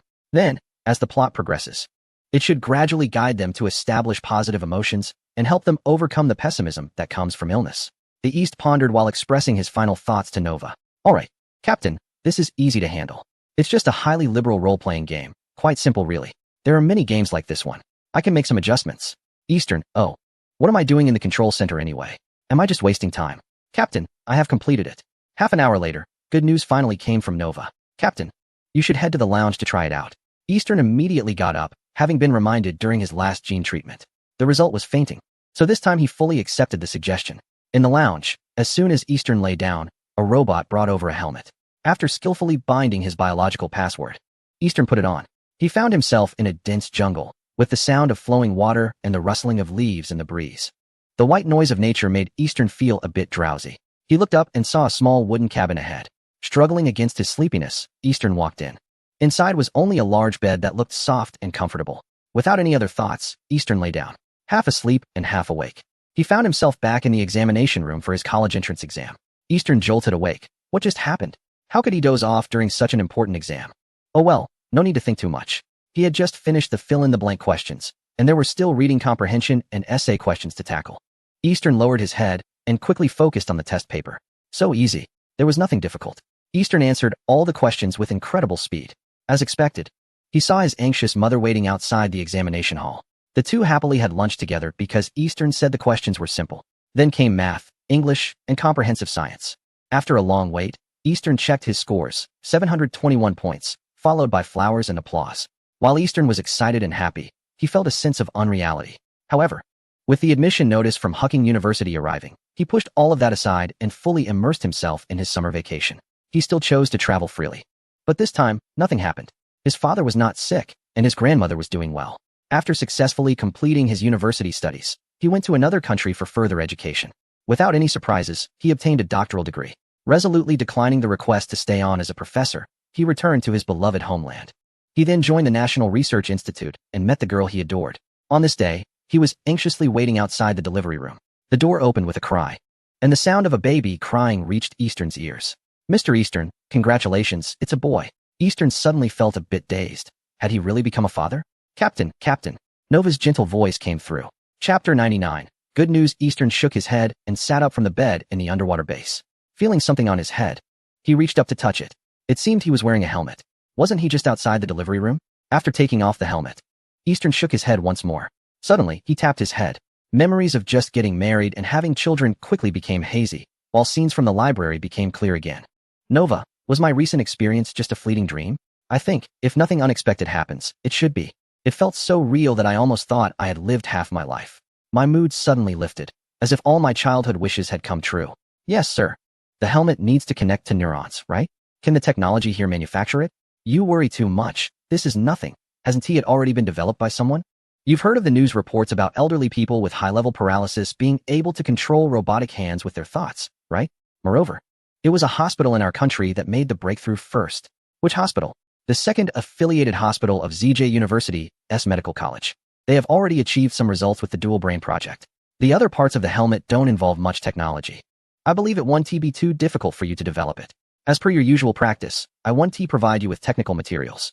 However, please feel free to instruct me whenever you need the production line. Nova playfully stuck out her tongue and vanished from Dongfang's mind. All right. Nova, you really considered everything. But I'm a bit tired now. Let us talk about this tomorrow. Sure, sir. Dongfang turned and lay back on the big bed. And soon even breathing sounds began to fill the room. The next day at 7 o'clock a.m., Dongfang walked out of the company's front gate. On the sidewalk, there was a long line of breakfast stalls. Many people were sitting at the small tables set up by the vendor, eagerly eating fried dough sticks and buns. One of the crepe stalls was particularly popular, with a long queue behind it. Finally, it was Dongfang's turn. Boss, I'll have a crepe with egg and sausage. Coming right up. Eating the hot crepe, Dongfang felt incredibly good. The effect of the fleeting dream was truly remarkable. Just one bite of the crepe made him feel so satisfied. He happily carried his food towards the office. Suddenly, the phone rang. Boss, are you up yet? It's Zhang Chong. When have I ever slept in? I'm already eating, Dongfang said, biting into his crepe. You seem to be in a good mood today, boss. Zhang Chong said with a smile. It should get even better soon. Boss, the generic drug has been successfully developed. The speed is pretty good. But I've given you all the information. If you can't manage this, I'll have to reconsider your position. Zhang Chong scratched his head, laughing. However, he didn't dare say that last part out loud. Boss, there's more good news. Oh, spill it. Don't keep me in suspense. Dongfang finished his crepe in a few bites, his eyes showing curiosity. Hey boss, have you heard of PD-1? Is there anything I don't know? Dongfang was particularly tolerant today. The power of emotions is indeed strong. Then I'll just say it. Actually, we completed the generic work for targeted drugs for squamous lung cancer a long time ago. Secretary Zhao Jinyu approved it, and with the green channel, it has already entered the clinical trial stage and will be on the market soon. After the successful development of the drug, I found myself at a loss for what to do, so I started browsing the news. I came across the newly launched PD-1, which seemed to have a simple principle. Thus, I set up a new project, which is essentially about activating the immune system to allow the body to kill cancer cells on its own. It turns out that this individual went to the hospital, negotiated with patients, and after paying a certain amount of money, obtained a portion of the tumor tissue post-surgery. He found T lymphocytes in the tissue that could still recognize and kill cancer cells. However, our approach differs from the PD-1 on the market. I researched on perforin, also known as pore-forming protein, to create openings in cancer cells, leading to their dissolution and death. This would enable T cells to secrete perforin in large amounts once they reach the tumor site and eliminate cancer cells. I was surprised that this half-baked idea actually succeeded. Or rather, I should say it was only half successful. What do you mean by half successful? Success is success, and failure is failure. Dongfang pretended to be angry, saying he hadn't noticed before that this guy liked to gasp while speaking. Zhang Chong chuckled and continued. Boss, don't be angry, let me explain. We prepared 10 experimental mice, implanted the patient's cancerous tissue into their lungs, making them suffer from the same disease as the patient. Don't criticize me. This is how pharmaceutical companies operate. They also contribute to humanity, after all. Then we proliferated T cells in a culture dish and injected them into the mice. Miraculously, the cancer cells in mouse number 5 were completely eradicated. It regained its health. However, the other 9 mice, although their cancer cells were gone, did not survive. That's why I said it was only half successful. Haha, Dongfang clapped his hands in delight. It's truly remarkable how things turn out. Zhang Chong, you did a great job this time. When you come back, the boss will give you a big red envelope. Hey boss, are you sure? If you don't want it, then get lost. Dongfang hung up the phone. Zhang Chong had made a good start by using ex vivo expanded T lymphocytes to activate the human immune system. In fact, this treatment method has already been used in several countries. For instance, there are cases in another country where this method has successfully treated breast cancer. However, the cost of their approach is extremely high, requiring surgery to obtain the patient's cancer tissue. They then find T cells that are still functioning normally within the tissue, expand them to hundreds of billions outside the body, and re-inject them into the patient. You can imagine the price. Moreover, this method is not 100% effective. Therefore, aside from the very wealthy, most people would not use this treatment. But these issues are not a problem for Dongfang. He only needs to collect some blood from the patient, extract and modify the T cells, and then proliferate them significantly before injecting them back into the patient's body. Oh, there's also a challenge in controlling the T cells to secrete perforin within a certain range once they reach the tumor. Once all the cancer cells are killed, the T cells must immediately stop secreting and undergo apoptosis. But how to control them? That's right. Dongfang recalled his father. The special medicine provided by Nova at that time heavily utilized micro-nanorobots. As long as the nanorobots could control T cells within a certain range. After all cancer cells were eliminated, the nanorobots could then kill the T cells. Wouldn't that perfectly solve all the problems? Nova, we have found the method ourselves. The virtual reality headset seems to be of little use now.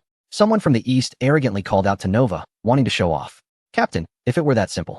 Cancer would have been cured by humanity long ago, and wouldn't it be a global challenge? Chapter 100. Trial play given the current medical level on Blue Planet. If a lesion can be detected, there are ways to treat it, whether through surgery, radiation therapy, thermal therapy, or the most advanced proton and heavy ion therapies, among others. There are numerous methods. However, the difficulty lies in the uncontrollable metastasis after the lesions are detected. Why do doctors require patients to have checkups 5 years after treatment? Because if even one cancer cell escapes, it could potentially erupt again in other parts of the body. I see. Then we still need to return to gene therapy. Alright. Nova, let us officially launch the Huangliang plan and first set up a production line. Understood, Captain. I'll continue training my mecha. By the way, Nova, can we operate the real machine now? Of course, anytime. Haha, lead the way. Wait, no, you can't lead. I'll go myself. Sun Jiamu entered a frenzied work state once again. He remembered the last time he worked this hard was when Xiao Yudi faced a life-and-death crisis. So he particularly enjoyed this state, where everyone in the company was united in their efforts. They had just completed the first phase of game production for the colonial era. The programmers in the company cheered in unison. Sun Jiamu was grinning from ear to ear. Everyone has worked hard. Let us keep up the good work and strive for success soon. No problem, don't worry. The employees responded in chorus, exuding confidence. Okay, once the project is complete, I will definitely commend everyone to the chairman and distribute bonuses.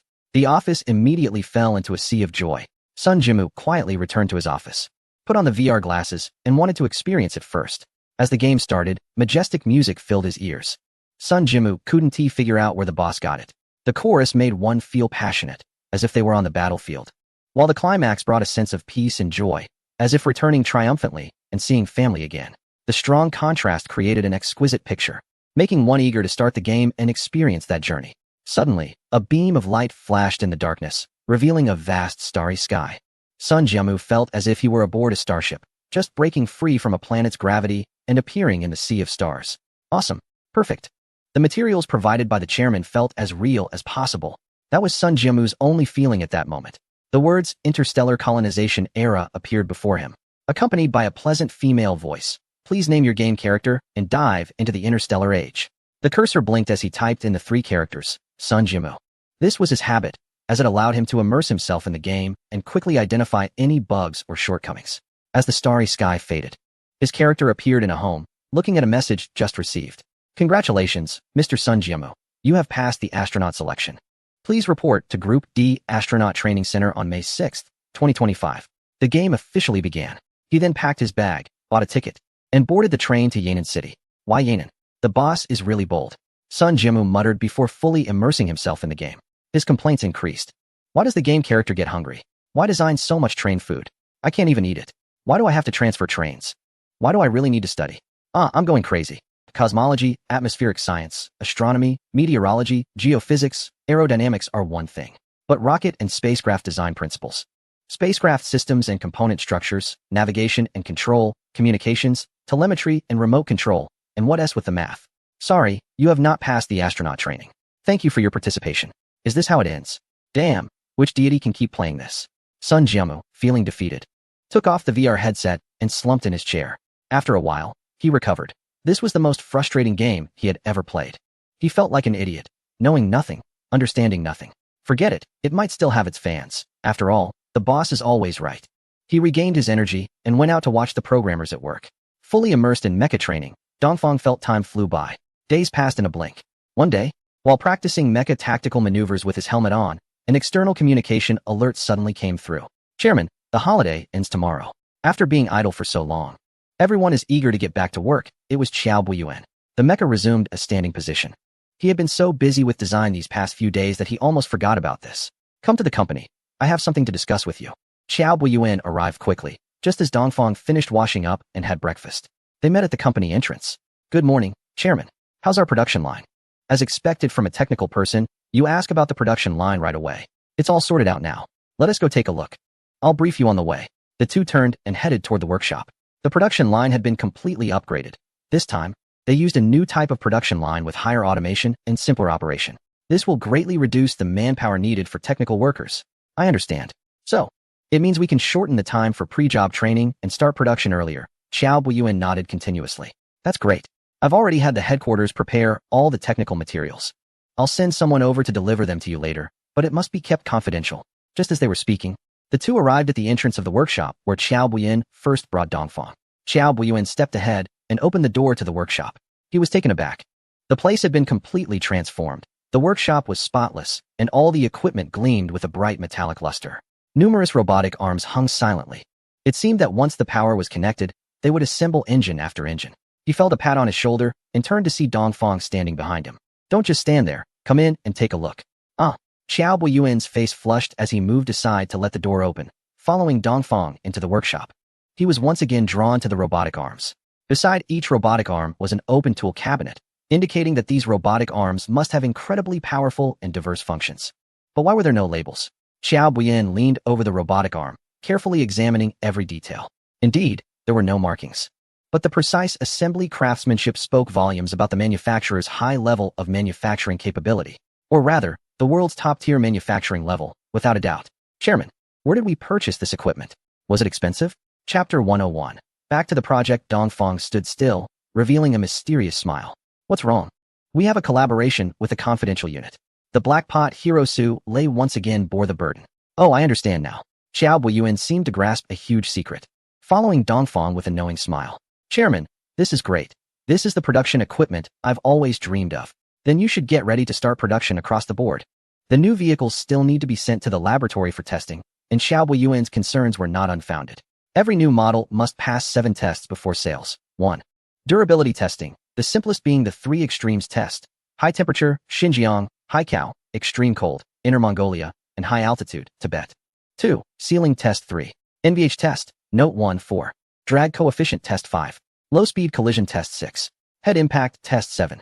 Electromagnetic compatibility test. None of these 7 tests can be skipped. Don't worry. I've already arranged for Wang Tao to handle it. The results should be out in the next couple of days. You can start organizing production.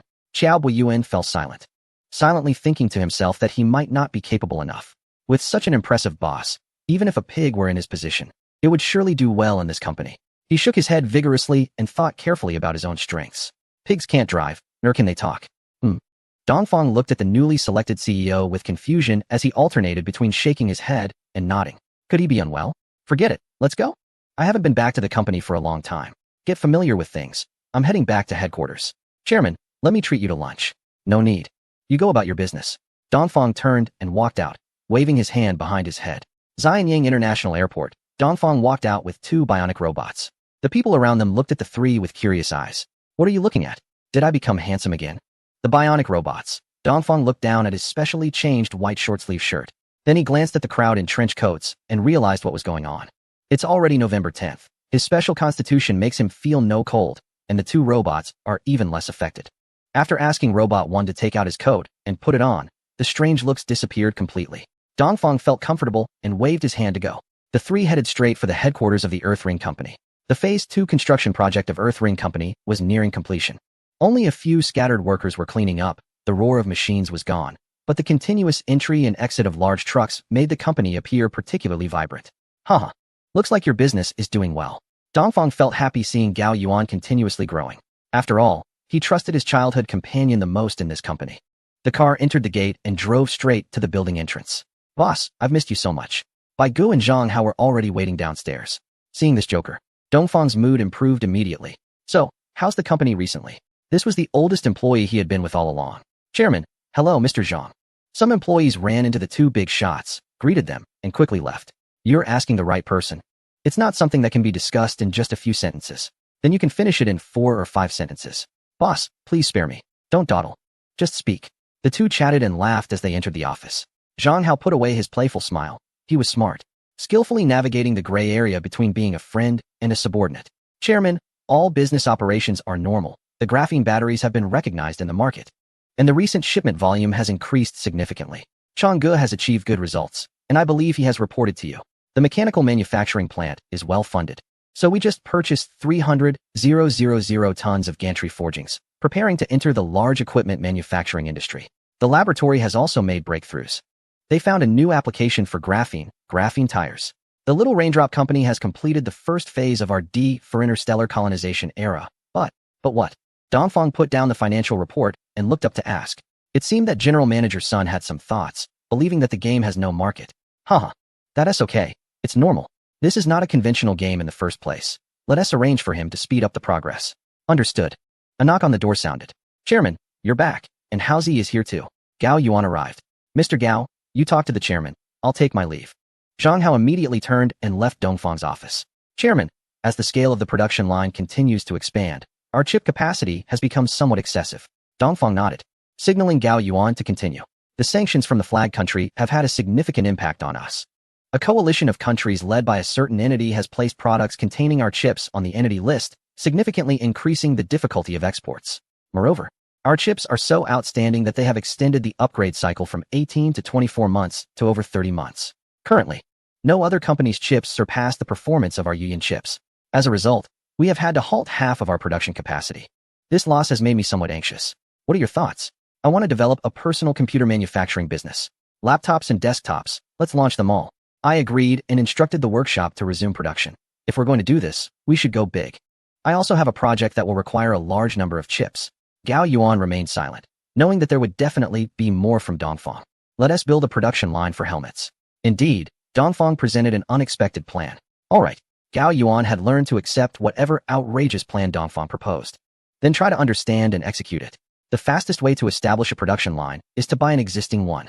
Gao Yuan quickly drafted acquisition plans for 2 companies, one being the well-known Shenzhou Computers, and the other, the lesser-known Jiangnan Helmet Factory. No wonder that name is up for sale. After investing 2 billion, Dongfang easily acquired both companies, with Shenzhou Computers costing 1.99 billion and Jiangnan Helmet Factory 10 million. After signing the agreement, Dongfang nodded in satisfaction. In just 10 days, Gao Yuan managed to finalize everything, indicating that a lot of preliminary work had already been done. It's likely that 7 of those 10 days were spent on Jiangnan Helmet Factory. Lu Jia, have Zhang Hao come to my office. Dongfang pressed the intercom. Boss, it took you so long to find me. I've missed you. Zhang Hao had a look of grievance. Don't get quirky with me. Do you have the confidence to manage a large company? I do. Seeing that even Deng Yuanji, who joined the company later than him, was managing a company, it was impossible for him not to have thoughts about it. Fortunately, he too had waited for this day. Note 1. Noise, vibration, and harshness. Chapter 102. Drawbacks. Thanks to Meng Ma, Shan Pinjianyang, Shi Gezhu, Yi Meng. On December 21st, 2022, in the Blue Star calendar, Zhang Hao completed the handover procedures and had been working in his new position for exactly 31 days. The company's foundation is quite solid, with 20 years of accumulation leading to a wealth of talent. The main issue with the company's operations lies in quality control, in pursuit of extreme cost performance. They have passed profits onto consumers. Netizens jokingly say that buying Shenzhou Computers depends on one's luck. However, these problems are relatively easy to solve for the company. Zhang Hao clearly remembers the scene when he bid farewell to the boss before taking office. Don't let me down. This is the new product mold documentation. Equipment updates should be applied to your good buddy Deng Yuanji, and I've approved that. The chips are with Gao Yuan. However, all companies have now achieved financial independence, so the payments still need to be made. Boss, can we delay the payment for now? Zhang Hao immediately put on a subservient expression. No way. Noticing Dongfang looking at him with a half-smile, Zhang Hao felt extremely frustrated.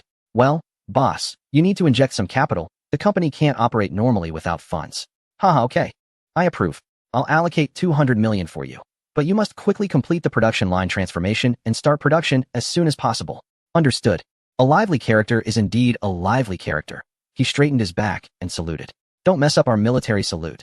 Just get back to work. Dongfang chuckled and waved his hand to signal Zhang Hao to leave. Hey boss, I'm off then. Sitting at his desk, Zhang Hao revealed a barely noticeable smile. The boss really has no complaints about him. A knock on the door sounded. Come in. Zhang Hao straightened his appearance and sat up properly. After some time of training, he now looked more like a CEO. Zhang, this is the first laptop produced after we adjusted the production line. Take a look. A laptop was placed in front of Zhang Hao. Hey, it looks pretty good. I have to say, the appearance of the products from the company has a significant difference compared to similar products on the market. This laptop also features an aluminum alloy design. Its sharp edges and the front cover, which bears the company logo, are divided into many diamond-shaped squares. It resembles an alien laptop somewhat, yet it's still different. The edges of the laptop's shell scatter light, making the logo in the center appear to float in the air, achieving a 3D effect visible to the naked eye. Every time he saw it, he was deeply attracted. After admiring it, Zhang Hao finally reached out to open the laptop. Pressing the power button, a curved light immediately appeared on the screen. As he looked up, a complete blue planet soon emerged. The startup was complete. It was running the company's Deep Blue operating system. Zhang Hao clicked on the already installed game. Haha, he couldn't stop smiling. The ultra-high picture quality and smooth operation were impressive. Zhang, what do you think? The head of the product department quietly asked. Zhang Hao's face turned red. He had forgotten about the person. Very good. How about the desktop? Its performance is even better. I also had someone bring one to the secretary's office. Would you like to take a look? Let us go. Zhang Hao quickly stepped out of the door. The secretary's office was directly across from his office. One side of the corridor had large glass windows, allowing a clear view inside. So, when Zhang Hao opened his office door, he saw the technician and secretary chatting and laughing. Two boxes were placed at their feet, not large, at least half the size of a regular desktop box. Zhang. The secretary stood up from her seat. The technician looked a bit flustered, quickly standing up and calling out, Zhang? Zhang Hao nodded. Secretary Gao, how is the computer? Is it easy to use? Of course, I've used quite a few computers, and this is the most perfect one I've ever seen. Zhang Hao felt reassured. It's time to focus on production and stock up. After advising the head of the product department, Zhang Hao turned and returned to his office. Boss, I have good news to report. The head of the product department, hearing Zhang Hao's overly exaggerated tone, silently gave him the middle finger and turned to leave. Dongfang hung up the phone. He looked again at the two large boxes on his desk. The helmet production line had just completed its first batch of products. These were the samples that had just arrived. Dongfang quickly opened them and saw the helmet inside. Its appearance was identical to the one provided by Nova. As he took it out of the box, he immediately noticed some differences. The helmet had a bundled power cable trailing behind it. Dongfang frowned. This isn't good. This helmet can't be used while lying down. If it can only be worn while sitting, it greatly diminishes the gaming experience. Dongfang connected the power supply and put on the helmet. The inner lining made of nanotechnology was soft and comfortable, with no stuffy feeling. However, it felt a bit loose. Perhaps because it was a standard model produced in bulk, designed to fit most people, it was slightly larger, making it feel not entirely snug for those with smaller heads. However, after removing the biometric security system, the binding steps were saved, allowing the helmet to start up smoothly. The patches connecting to the neurons fell into place one by one. Dongfang shook his head, and the feeling of looseness diminished. Then, familiar visuals appeared, accompanied by the startup sound.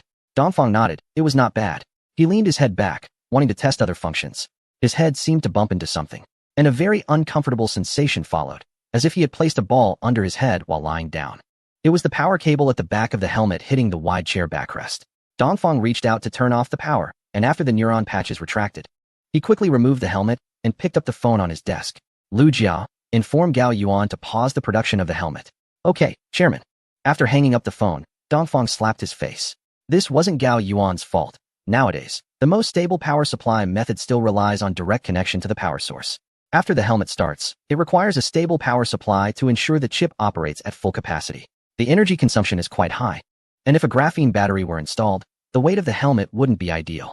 Having to wear 3 kilograms on your head for an extended period would be quite uncomfortable. Therefore, Gao Yuan decisively abandoned the graphene battery and opted for an external power supply. Haha, it looks like I have to step in. Dongfang opened his computer and launched Word. A line of text appeared on the screen, a production method for a wireless charging device. Chapter 103, A Surge of Inspiration. This is a new charging method based on the principle of physical resonance. Two objects with the same vibration frequency can achieve efficient energy transmission.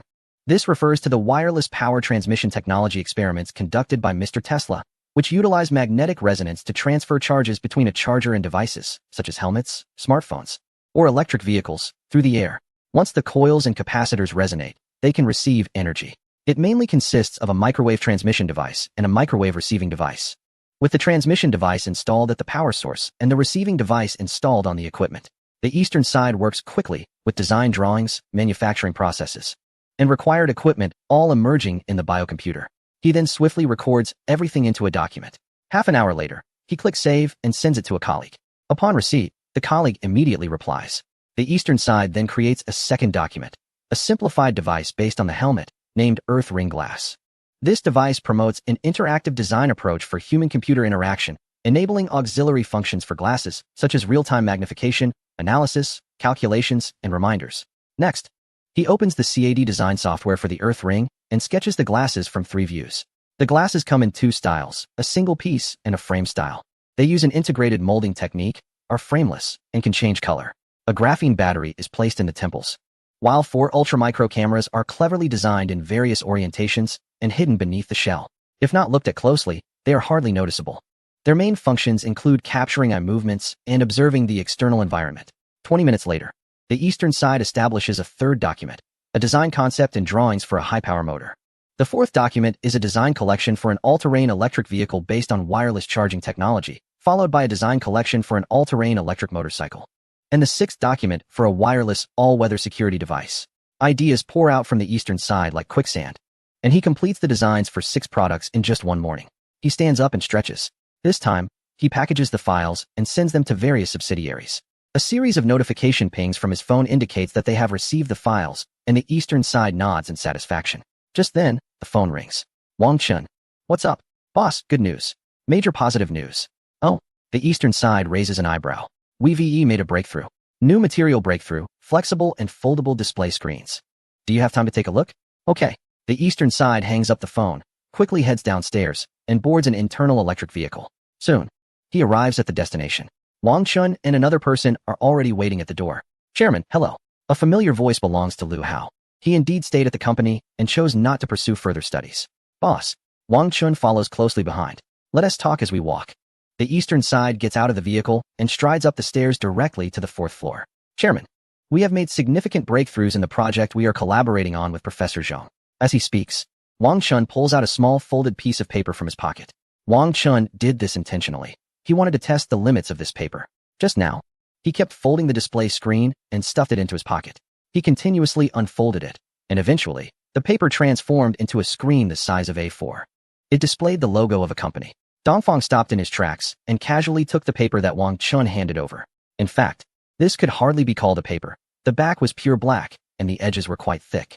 Dongfang knew that the thick part must be the power source ensuring the normal operation of the display. However, there were no creases. Not a single one. Interesting. Dongfang weighed the display in his hand.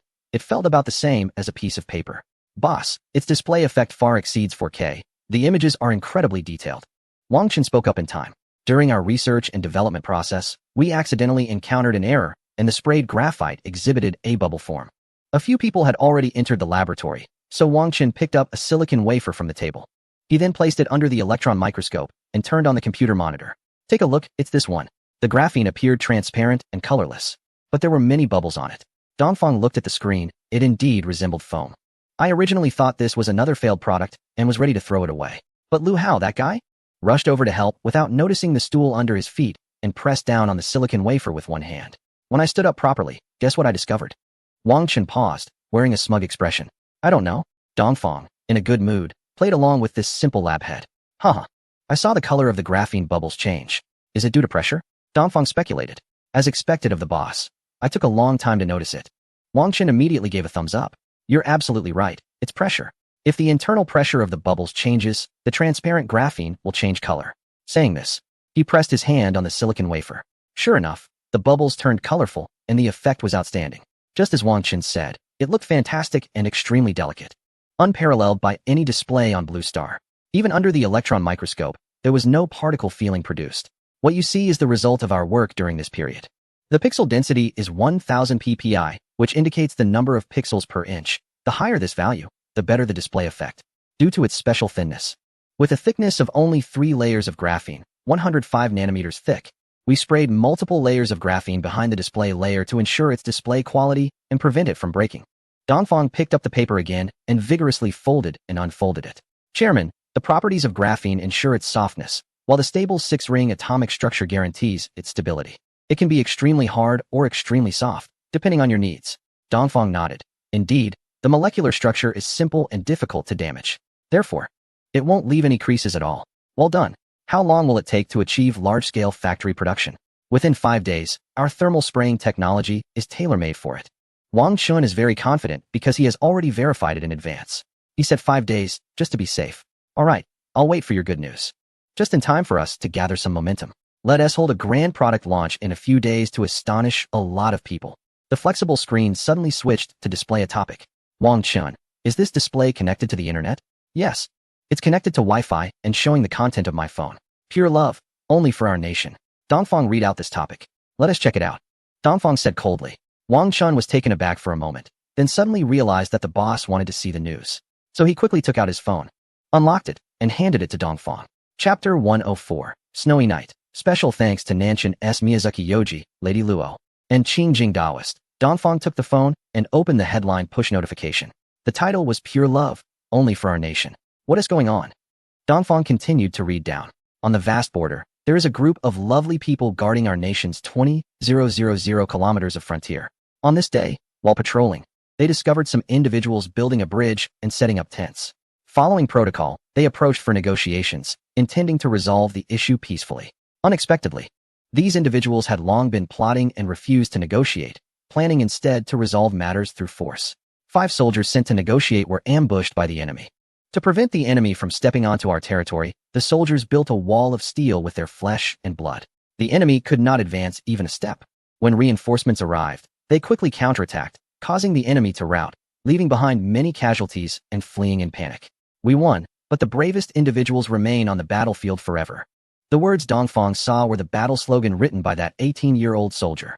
He was born in December 2001, and if he were still alive, today would be his 20th birthday.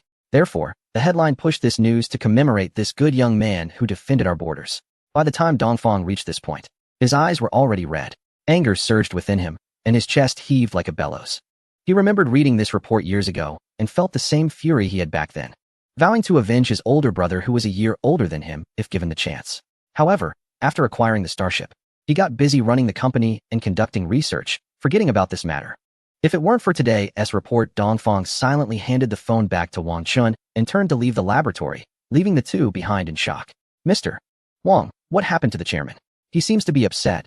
He can't stand seeing those outsiders bully us. Wang Chun recalled that statement quite vividly, as the school had organized a study on the deeds of heroes, leading him to form an accurate guess. Ah, I see. Lu Hao nodded, saying nothing more. Dongfang hurried down the stairs. In a place where no one was watching, he gave himself a hard slap. How could he forget? He looked down at his watch. It was 5:30 p.m. It was only 3 p.m. where he was, just heating up. Just wait a little longer. Nova, have the transport ship send over a second-generation mech. This time, I want to do it myself. As you wish, Captain. Dongfang slowed down and leisurely walked into the cafeteria. Upon entering the small dining area, he saw Gao Yuan hunched over his meal and slowly walked over. Brother Yuan, what's good to eat tonight? Chairman, the braised pork today is especially authentic. Let me get you a serving. You sit down first. Hearing Dongfang call him Brother Yuan brought Gao Yuan back to their childhood, when Dongfang was still small, and he would always help him serve food during their meals together. Just as he was about to get up, the first unit had already brought the food and placed it on the table. It's not like when we were kids anymore. Dongfang has really grown up. Gao Yuan sat down a bit awkwardly, silently telling himself, "Why are you in a daze, Brother Yuan? Hurry up and eat. The braised pork is quite good. I was thinking about wireless charging technology. How did I not think of that? With the help of intelligent assistants, our microwave transmission device is like having eyes. It can accurately send charges to the equipment, saving energy and not affecting people." Gao Yuan exclaimed while patting the table. "What's so special about that? As long as you think outside the box and don't limit yourself to conventional ideas, you'll come up with solutions. You've grown quickly lately. You're becoming a qualified CEO." Dongfang was particularly forgiving towards Gao Yuan today because he thought of the soldier who sacrificed himself at 18. He felt that he should be more tolerant of those close to him and wait for their growth. Life is unpredictable. One shouldn't wait until they lose something to regret it. Gao Yuan remained silent, sensing Dongfang's change. However, he wasn't good at expressing his emotions and didn't know what to say. Dongfang also stopped, knowing when to draw the line. So the two finished their dinner in a somewhat awkward silence. Chairman, I'm going to check on the progress of the wireless charging device. You should go rest, Dongfang said. Nodding, the two parted ways in the cafeteria. Dongfang didn't go back. Instead, he took two big men and strolled around the park. One to digest, and the other to kill time. However, the consequence was that he kept encountering company employees and nodding in acknowledgement. Not going back. Just going to take a nap and recharge for the evening's work. With all the greetings to the employees, Dongfang felt his neck was sore from all the nodding. In a daze, he was nudged awake. Opening his eyes, he saw the large face of the first unit. Is it already time? Yes, master. It is now 11:30 a.m. Beijing time. The first unit's indifferent voice rang out. Dongfang immediately became alert. He flipped over, jumped out of bed, and went up to the rooftop. The villa built for the company's executives had already completed renovations and was ready for occupancy. Standing on the rooftop, Dongfang looked out and couldn't help but smile. These people are really sly, building their houses so far away from me, afraid that I might see them.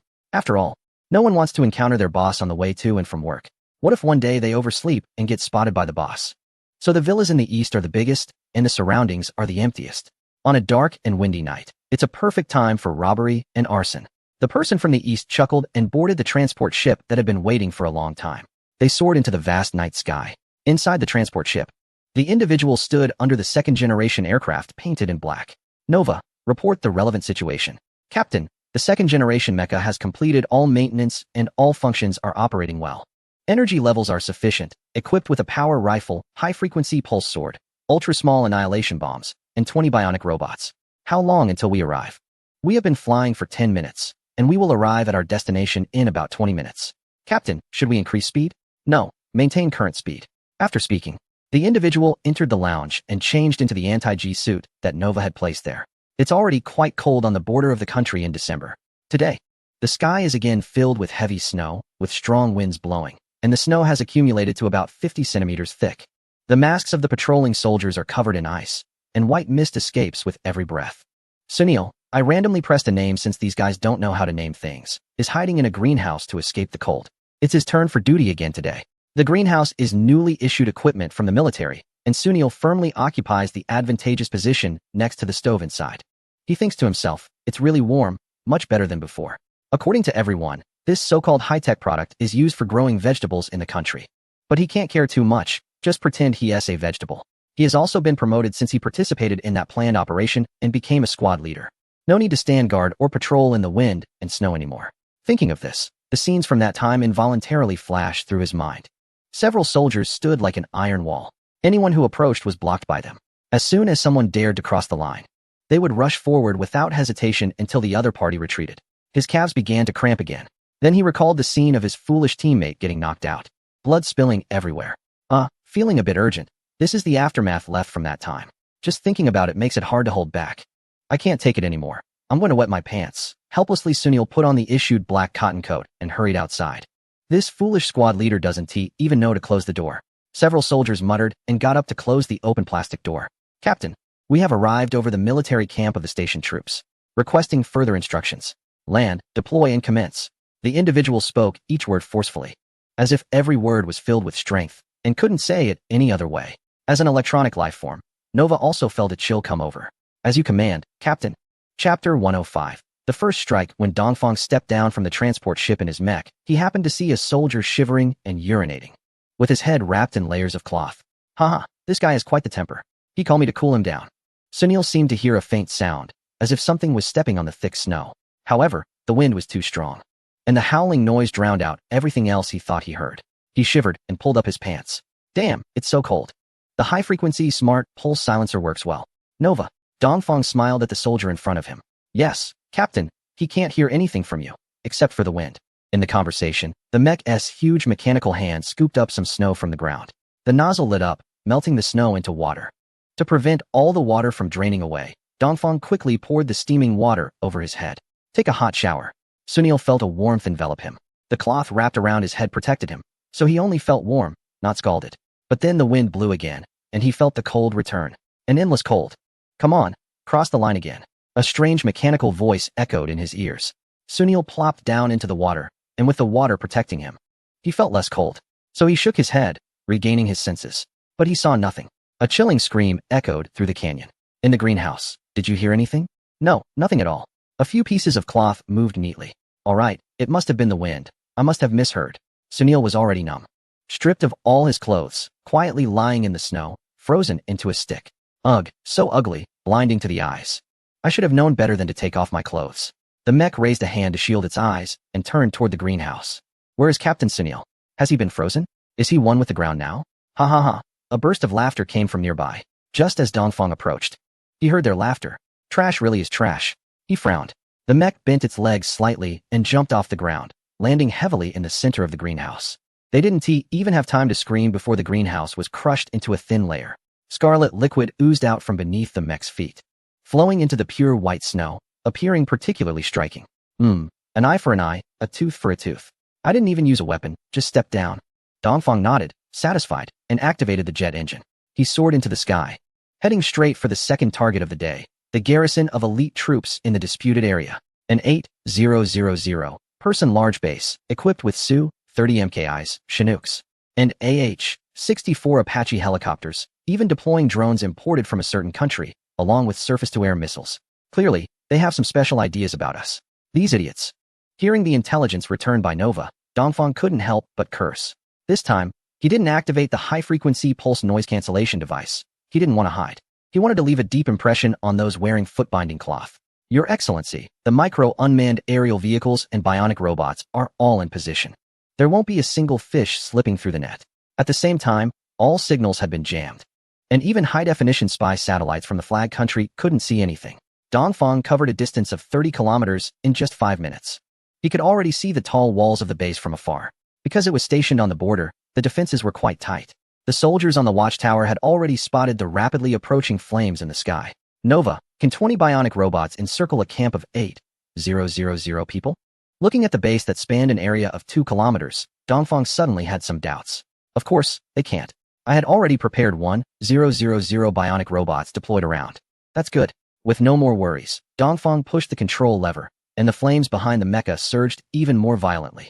It leaped over the walls and appeared above the officers' barracks. Behind him, the soldiers on guard had just finished loading their weapons and hadn't even had time to fire a shot. The blaring alarm had already sounded. The soldiers rushed out of the barracks, wrapping their heads in cloth. They all stared up, dumbfounded, at the enormous mecha in the sky. Haha, the show begins. After laughing, Dongfang pulled the control stick. The mecha quickly adjusted its posture, standing at a height of 15 meters, extending its palm. The mecha's palm retracted, revealing a massive cannon glowing with blue light. The numbers on the central control panel kept jumping, and after 3 seconds, the red 100 appeared. Dongfang pressed the launch button with his finger. A gigantic blue sphere shot out and landed on the barracks in the blink of an eye. With a loud boom, the barracks disappeared without a trace, all materials vaporized. A massive circular pit was left on the ground. To capture the leader, one must first capture the horse. Dongfang completed the decapitation operation in just 1 minute. The soldiers gathered in front of the barracks were stunned. Had the highest commander just been eliminated? This must be a joke. Is there really mecha on Blue Planet? Sergeant Sabra, like everyone else, stared blankly at the scene. However, long military training allowed him to react first. Just standing there dumbfounded wouldn't help. So he shouted loudly, "Everyone, open fire immediately. Armored company, hurry up and prepare the tanks. And get the armed helicopters in the air. Hurry, we need to take down this monster." After saying that, he kicked a few soldiers beside him. Only then did the dazed soldiers come to their senses, raising their rifles. The sound of gunfire echoed through the camp. Dongfang turned his head and saw the soldiers quickly organizing an attack. Sparks continuously shot from their hands, forming a surrounding trend and moving towards them. The energy shield was under attack, currently at 998, 997, and the main control computer of the mech issued a warning. Suddenly, alarms blared in the mech, under heavy attack. The energy shield's depletion rate accelerated, currently at 99. Looking up, Dongfang saw 2 attack helicopters hovering in the air, their cannons relentlessly showering bullets upon him. "Oh, you're quite good at this, hovering as well," Dongfang sneered. With a push off the ground, the mech left a blur and appeared at the tail of one of the armed helicopters. Reaching out, he grabbed the helicopter's tail, causing the aircraft to start shaking violently. The mech then dropped to the ground, swinging its right hand down, smashing the helicopter onto an armored vehicle coming straight at them. The helicopter crumpled into a heap, while the armored vehicle was crushed down by half. What incredible strength. Chapter 106. Bird Ready Sabra, hiding in the back, witnessed this explosive scene. "You bunch of idiots. Are you all brain dead? Can't you find cover and launch rockets? Can't tanks fire from a distance?" He shouted into the radio. "Report to the squad leader. We can't lock onto the target. Idiot, can't you use optical targeting? Okay. No, I have to hide further away. This base isn't safe. With that thought, Sabra trembled as he crawled to the wall of a barack in the snow, looking towards the battlefield. Damn, this is terrifying. He saw the mech mercilessly crush the armored vehicle into a piece of metal on the ground. A barrage of bullets rained down, only stopping a meter away from the mech, falling to the ground along the blue energy shield. An energy shield? This is troublesome. But the energy shield surely can't last forever. How much energy would such a large mech need? Everyone, find cover, full fire coverage. Deplete its energy shield. Yes. Dongfang leaped again, kicking another helicopter at its cabin. The aircraft rolled and crashed out, exploding in another burst of flames in the air. He turned back and felt somewhat amused.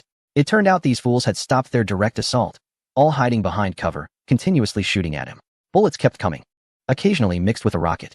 The energy was decreasing, now at 975, as the main control computer faithfully executed its tasks. The firepower is really something. Dropping 15 energy points so quickly. Sabra was clever, but he didn't realize how far his understanding was from the reality. Suddenly, he saw a shadow flying towards the mech. Dongfang instinctively waved his hand to control the mech. The incoming fire suddenly paused. The soldiers saw a tank shell flying towards the mech, only to be swatted away like a fly, the shell's trajectory hitting an armored vehicle that was hiding many soldiers. With a loud boom, the armored vehicle was blasted open. Fortunately, the soldiers were not inside. Only 2 people got too close to the armored vehicle, were thrown out by the shock, spat out a mouthful of blood, and collapsed on the ground, motionless. Everyone was stunned. An overwhelming thought of resistance emerged, causing the gunfire to pause momentarily. Fire quickly. Don't just stand there. Sabra shouted once again at a critical moment. The roar of gunfire resumed. Dongfang felt a bit irritated this time. He had dealt with 2 flies, but there were still so many maggots. He charged out, and in just 2 seconds, he reached the tank that had just fired its shell. The upward-facing cannon became his handle. After grabbing the tank, Dongfang waited. Within the usable range of the mech. Next, the tank transformed into a hammer in Dongfang's hands. With a powerful energy cannon in his left hand and a heavy tank in his right, he fired at distant targets and smashed down on closer ones. The sounds of explosions and clanging intermingled. Soon, the tank in his hands was reduced to a pile of scrap, leaving only a mess of various military vehicles scattered across the ground. The surviving soldiers fled in all directions, finding cover before firing again. So damn annoying. Dongfang scratched his head. The mech retrieved the high-frequency pulse sword from his side. Face the gale. Dongfang excitedly pressed the afterburner pedal.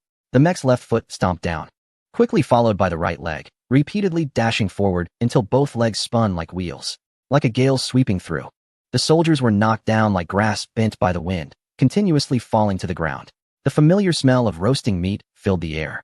From initial disgust to later familiarity, it had now become a scent he couldn't even perceive. However, for Sabra, it was the first time he encountered this smell. He thought about the source of the odor and then lay on the ground, violently vomiting. The smell of roasted meat mixed with the curry he expelled. The stimulation made him vomit even more violently. Just then, Dongfang arrived nearby and, witnessing this disgusting scene, raised his foot and crushed the lying maggot into a paste. The mech's main control computer precisely calculated every enemy eliminated, displaying a count of 6, 120. The screen flashed again, updating the count to 6, 121. Including the scum underfoot that had participated in the crossline operation. The remaining 1, 000 had already been scared out of their wits, ignoring how high the camp walls were, jumping out in various ways, even if it meant breaking their legs. It was better than staying in the camp. Nova, prepare to close the net. Understood, Captain. Kumar was an elite fighter pilot in the army. He was the squadron leader of the base's air force, holding the rank of major. Considered a senior officer in the base. Because he had a flight mission the next morning, he hadn't returned to the barracks, but rested overnight in the hangar. It was several kilometers away from the base. So, in a half-asleep state, he heard the sound of explosions. Kumar's sleep was light. Upon hearing the noise, he sat up. It was in the direction of the base. He paused, waiting for a minute, and then another explosion sounded. Not good, the base. He quickly got dressed and ran to the makeshift control tower at the airport. There were flashes of fire. He picked up the microphone next to the radio. Base, base. Eagle calling. Only the sound of static in response. Undeterred, he put the microphone down, picked it up again, and called out once more, 34 base, base, Eagle calling. The result was the same. He then picked up the phone, intending to call 2 team members who also lived at the base. The busy signal persisted. There was no time. Kumar dropped the phone and ran toward the barracks, determined to wake those 2 lazybones. The thick layer of snow slowed him down, but fortunately, it wasn't too far. 5 minutes later, he arrived at the front of their barracks. Perhaps they had heard the loud noise as well. Just as Kumar reached the door, the two of them opened it. "Captain, it seems there is trouble at the base." There was a loud noise. "No time to talk. Prepare for takeoff." He turned and sprinted toward the hangar. Others at the base, hearing the commotion, were returning to their posts. Soon, 3 aircraft were lined up on the runway. "Kumar, the weather conditions are severe. Do you still insist on taking off?" Yes. Kumar's flying skills were quite good. He taxied smoothly and took off into the sky. The 3 Su-30 MKIs formed a formation and sped toward the base. "Captain, the 3 little birds you arranged have successfully taken off and are expected to arrive in 30 seconds. Haha, are the 3 little bugs coming? I can't wait to practice aerial combat. I was wondering how you could take off. It turns out it was all prearranged." Chapter 107. End of the fight. 20 seconds, 10 seconds, 6 seconds until contact. The main control computer of the mech continuously announced the time until the 2 sides would meet. As the 1-second warning sounded, the aircraft flew over the top of the mech. At the last moment, the pilot pulled up the plane to avoid a collision. While the Eastern pilot's wish to test the energy shield strength was dashed. "Hey, quite alert, aren't you?" Eastern chuckled, his fingers dancing on the control panel. The mech's propulsion nozzles flared up, rapidly increasing speed, and it suddenly appeared under the belly of the Su-30 MKI. Kumar was startled. The phased array radar on the aircraft could not detect this humanoid mech at all. Just before the collision, his 6th sense had been warning him of danger, which is why he pulled up the aircraft at the critical moment, saving his life. The 2 pilots following closely behind saw the mech's strange movements. They shouted into their comms, "Captain, that mech is under your aircraft." Unfortunately, Kumar could hear nothing. His headset was silent. Suddenly, a thought jumped into his mind about the danger below. Another 6th sense warning. Just as Eastern was about to close the distance and punch the aircraft, it rolled over and switched positions with Eastern. Looking down, Eastern saw the terrified expression on the pilot's face. The nozzles on the mech's limbs changed again, heading toward the aircraft. At that moment, the aircraft below let out a roar and accelerated away. The sound barrier was quickly breached, creating distance from the east. Warning: the energy shield has been hit. It turned out to be 2 aircraft behind, which immediately opened fire upon seeing their leader in danger. The Eastern pilot turned and lunged towards the 2 planes. Their flying skills were equally impressive. Otherwise, they wouldn't be able to operate the only 8 Su-30 MKIs from their country. The 2 planes split to the sides and swiftly departed, accelerating away. They formed a trio formation once again. The Eastern pilot hovered silently in the air, no longer in pursuit. The mecha was originally designed for ground combat, and flying was not its strong suit. At least the 2nd-generation aircraft the Eastern pilot was currently operating used all its energy to support the dozens of tons of mecha during supersonic flight, resulting in slightly inadequate maneuverability. After circling the area, the 3 planes faced the Eastern pilot again, unable to lock on with radar. They simultaneously began firing their cannons. This was a long-established tacit understanding among them. The mecha danced in the air, swaying side to side and jumping up and down. However, the cannon fire was too fast, and the Eastern pilot was still hit. The blue energy shield flashed, but he remained unharmed. Korm confirmed his suspicion. No wonder the mecha didn't evade during their near collision. It had an unknown energy protection device. He felt that relying on the 3 aircraft would not be enough to defeat the opponent. He signaled to his teammates to retreat. The Eastern pilot also saw his gesture and noticed the 3 planes. One of them tilted, and flames shot out from its rear engine nozzle. The Eastern pilot realized they were trying to escape. This couldn't be allowed. Armor drop. The armor was already shedding. As the external armor fell away, the mecha's speed significantly increased. Soon, the Eastern pilot caught up to the 3 planes that were accelerating away. The 3 pilots looked back and were startled. What should they do? Were they going to meet their end here? The pilot of the 3rd aircraft, who had slightly poorer skills, felt a sense of despair. The Eastern pilot had already appeared above this aircraft. Seeing the situation, the 3rd pilot quickly executed a roll maneuver. The plane rapidly descended in altitude, trying to create distance. Unfortunately, it was all in vain. The mecha had landed on top of the plane, its immense weight pressing it down like a hunk of iron towards the ground. The other 2 pilots, upon seeing this, quickly pushed down on the throttle and accelerated away without looking back. After all, one wound let a friend die while saving oneself. The Eastern pilot would not easily let them escape. He grasped the cockpit and applied force. Red liquid spewed out from the seams of the armor. With a strong kick off the aircraft beneath him, the Eastern pilot once again pursued the direction the 2 planes had taken. The positions of the 2 planes were firmly locked onto by the central control computer, allowing the Eastern pilot to observe easily, as the imagery was exactly like the real aircraft. At that moment, they thought they had found an opportunity to evade radar lock. They accelerated away and flew at ultra-low altitude into the canyon. They were now maneuvering continuously along the bends of the canyon. However, the speed was considerably slow. The pilot pressed down hard on the throttle, and the mecha roared as it broke the sound barrier. If it were daytime, one would surely see a massive ring of air. The pilot felt relaxed. He was very familiar with this canyon. He had flown through it countless times during training. So, he hummed a little tune casually. Both of them had already entered the canyon, but due to the lack of communication, it was a matter of luck as to who would survive. However, in such a long canyon, where could the mecha find the two of them? Therefore, he should be able to survive this time. Moreover, he had fulfilled his responsibilities by bringing back top-secret intelligence. His position could still be adjusted slightly. Flying through the canyon generated a lot of noise from the aircraft itself, making it impossible to hear any other sounds or see what was happening above the cliffs on either side.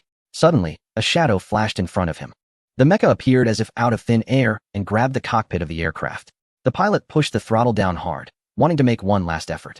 Immediately, he felt a tremendous pull on his arm. Without any further thought, the mecha's hand squeezed tightly. There was a splatter of red liquid everywhere. Finally, there was only one aircraft left.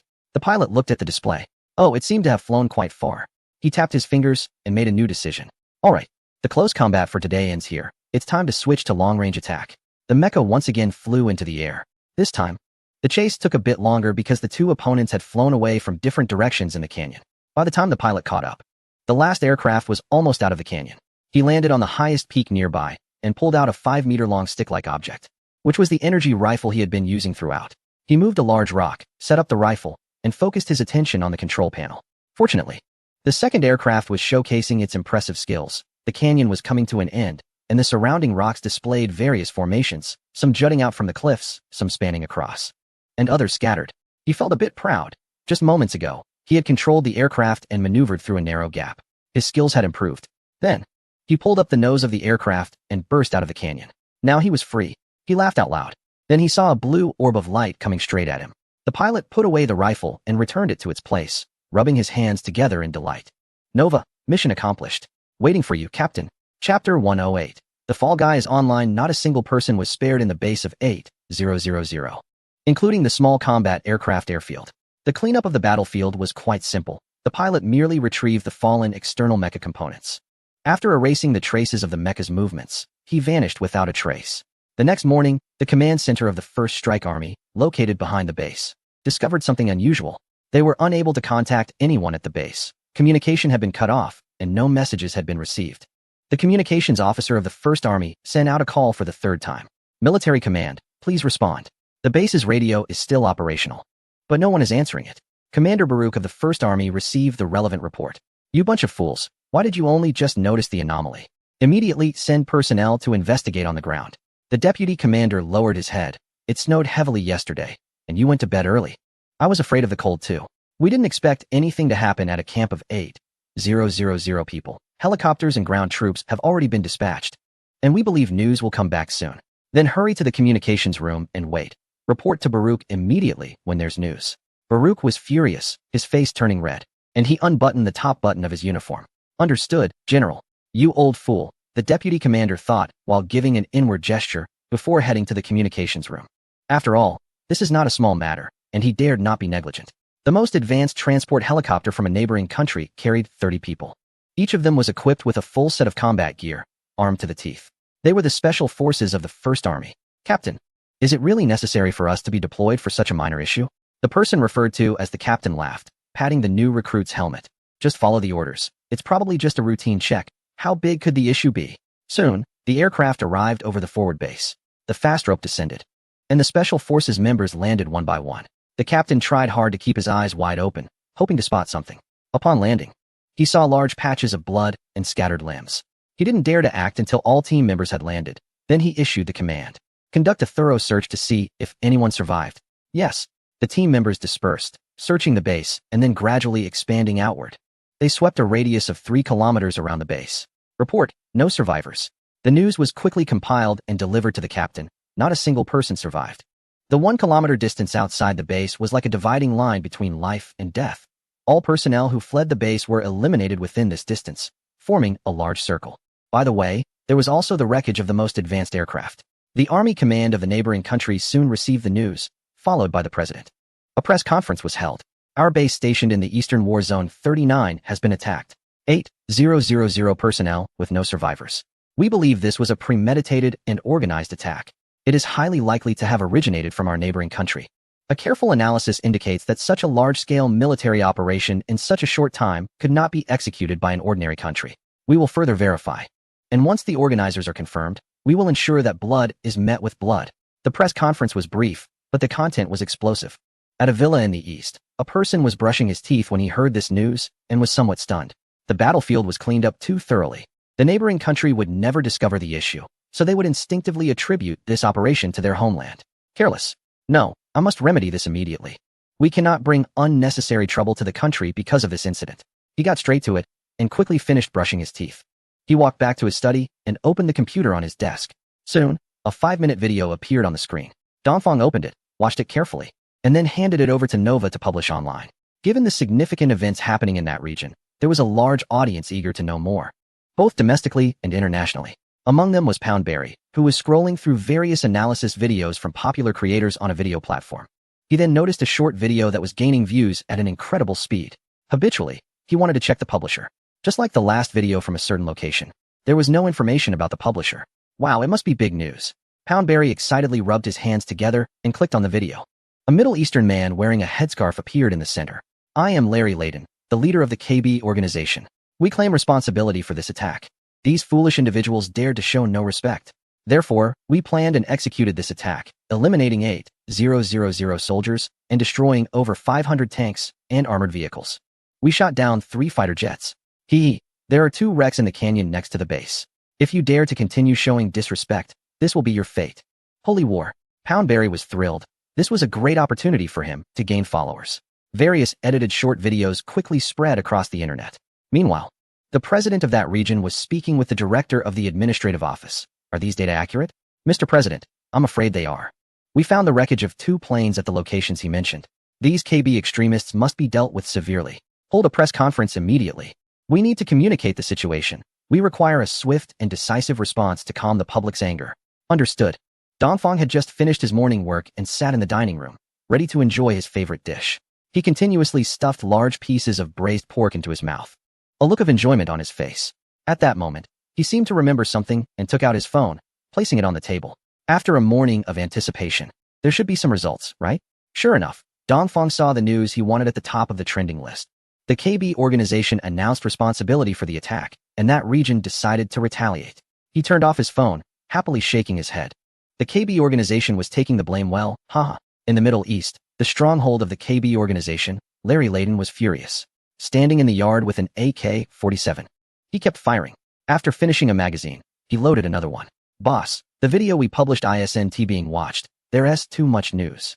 It was soon overshadowed by your video. Damn it, that video wasn't published by me.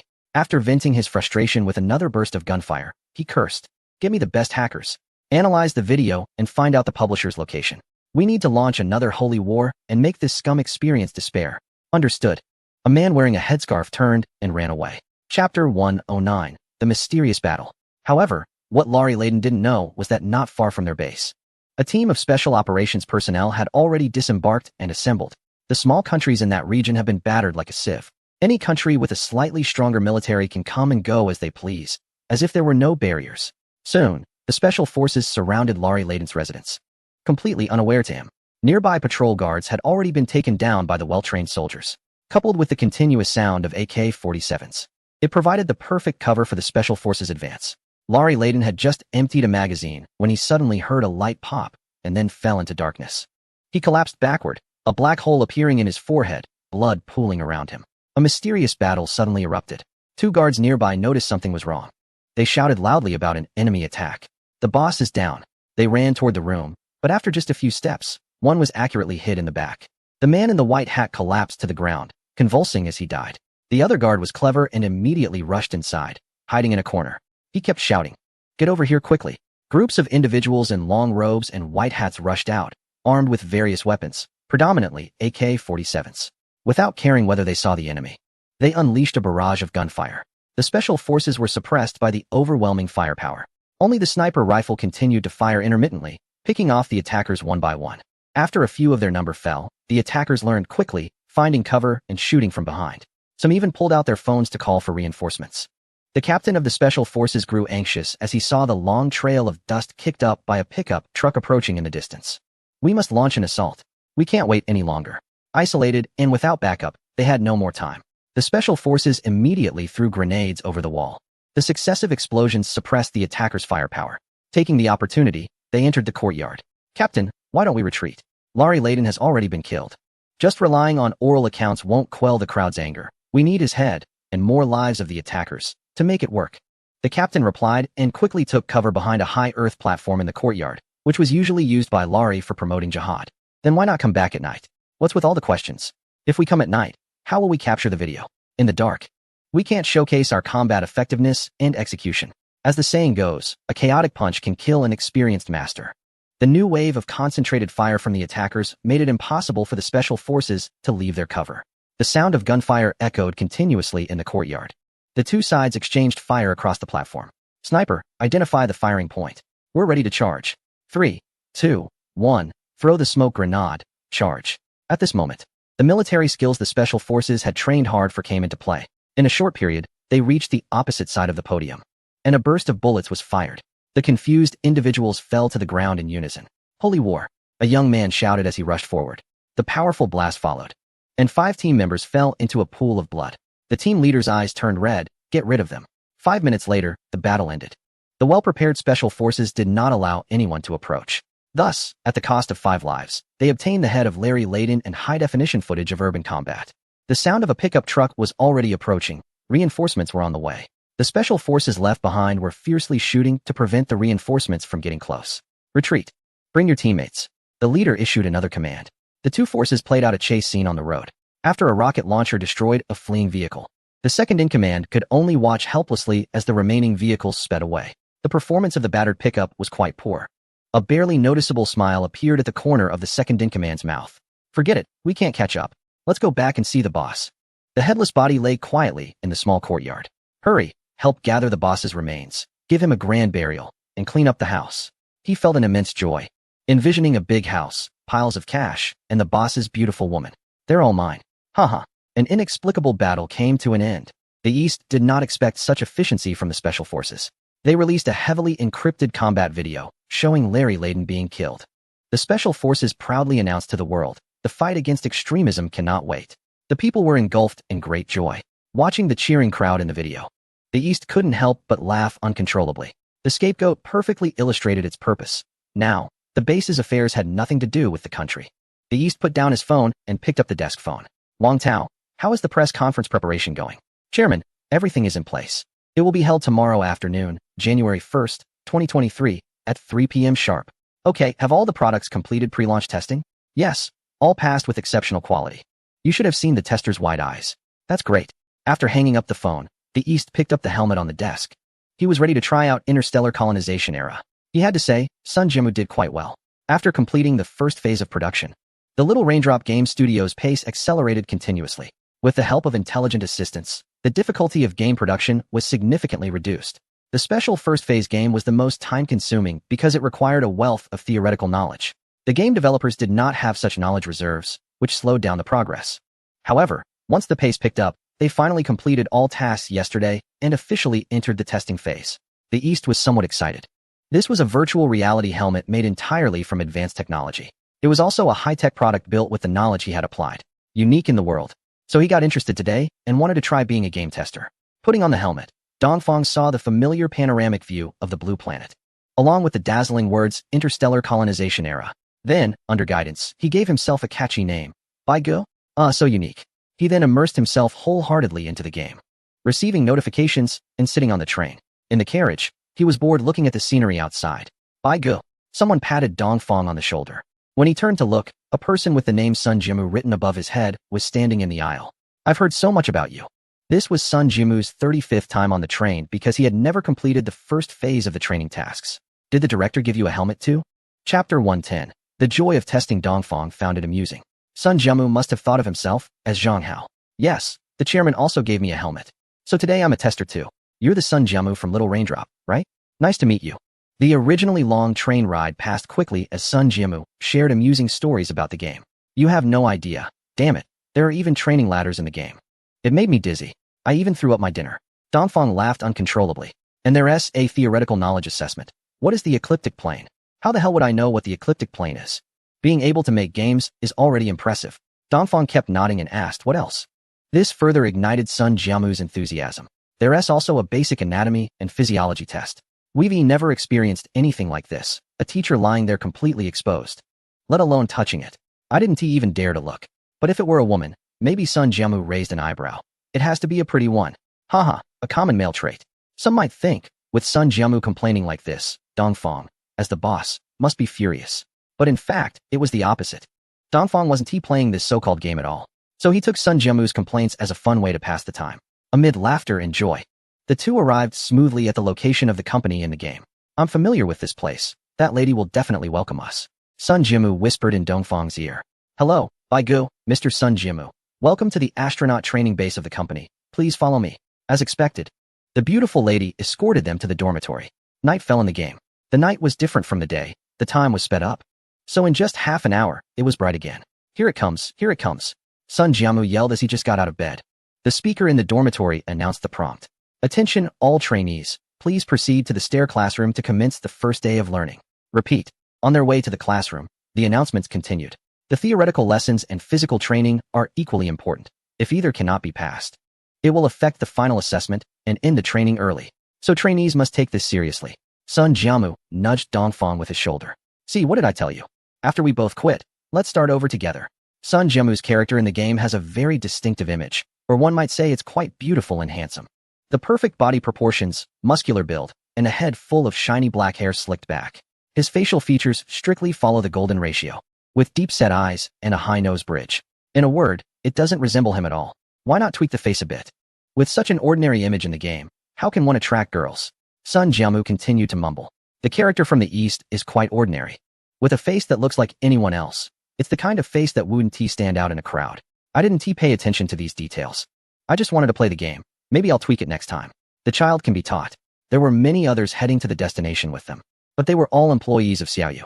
So along the way, people kept greeting each other. Is this your 32nd or 33rd time, Mr. Sun? You're really impressive. Fighting back time and again. Shut it.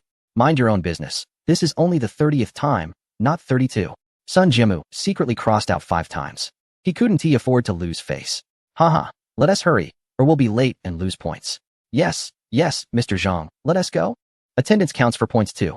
A group of people kept gathering, and finally, all 120 arrived at the lecture hall. The one in charge of the theoretical class was an old man, somewhat resembling a math professor from the East. This was a quirky choice from the East, who specifically selected the image of his own professor for the NPC. The resemblance was over 80. With a chuckle, the East thought, let you all feel the intensity of my professor's teaching. Hello everyone. You have passed the initial screening, which means you meet the requirements in terms of intelligence and physical fitness. But don't celebrate too early. You still have a long way to go, especially in theory. Once you enter the universe, if you don't master this knowledge, you'll be in trouble. Thus, theoretical knowledge will be your first stepping stone. Without further ado, let's start the first lesson, Basics of Astronomy. The East listened with great interest, in stark contrast to Sun Jiamu, whose eyelids were drooping and soon fell asleep. Of course, others were similar. They could only manage to stay awake for about 5 more minutes than Sun Jiamu. Astronomy is the study of celestial bodies, the structure and evolution of the universe. The content includes the structure, properties, and laws of motion of celestial bodies. Since the dawn of humanity, when we first looked up at the sky, we began our study of astronomy. Humanity's curiosity about the unknown will never cease. Hence, astronomy is an ancient science. Suddenly, the professor noticed a large number of students sleeping at their desks. He angrily stopped the lecture and shouted loudly, everyone get up, except for Baigu. Each person loses 5 points. Sun Jiamu didn't even lift his head. It seemed he was having a great time sleeping. The others helplessly straightened up and then closed their eyes again. The East nodded. The intelligence level of the NPCs was quite high. Today, we'll first learn about the structure of celestial bodies. The old professor continued with his lecture. An hour later, Sun Jiamu got up and wiped the drool from the corner of his mouth. Professor, is the class over? Great. I slept really well. This is much better than sleeping pills. Dongfang remained silent, unsure of what to say next. The morning quickly passed with courses on basic aerospace engineering, aerospace medicine, and basic anatomy and physiology. As the theoretical lessons bombarded him, Sun Jiamu slept soundly. Suddenly, a beeping alarm sounded. You have been online for over 8 hours continuously. Please log off to ensure sufficient rest before continuing the game. Dongfang patted Sun Jiamu on the shoulder. I'm logging off now, time flies. Okay, Zhang. Are you continuing to play? Let us schedule a time to log on together. Sun Jiamu was reluctant to give up on a hard-won gaming partner. Sure, let me see. It's 3:30 p.m. now. I'll log on at 8 p.m. sharp. Alright. As Dongfang lightly tapped on the settings page that appeared before him, his game character disappeared from the spot. After removing his helmet, Dongfang stretched. It seemed that the anti-addiction time limit was still a bit long. He needed to set it to 4 hours. After all, there might be kids playing, and we need to take care of the nation's future. A knock on the door interrupted him. Chairman, the all-terrain motorcycles have just arrived. Wang Tao walked in.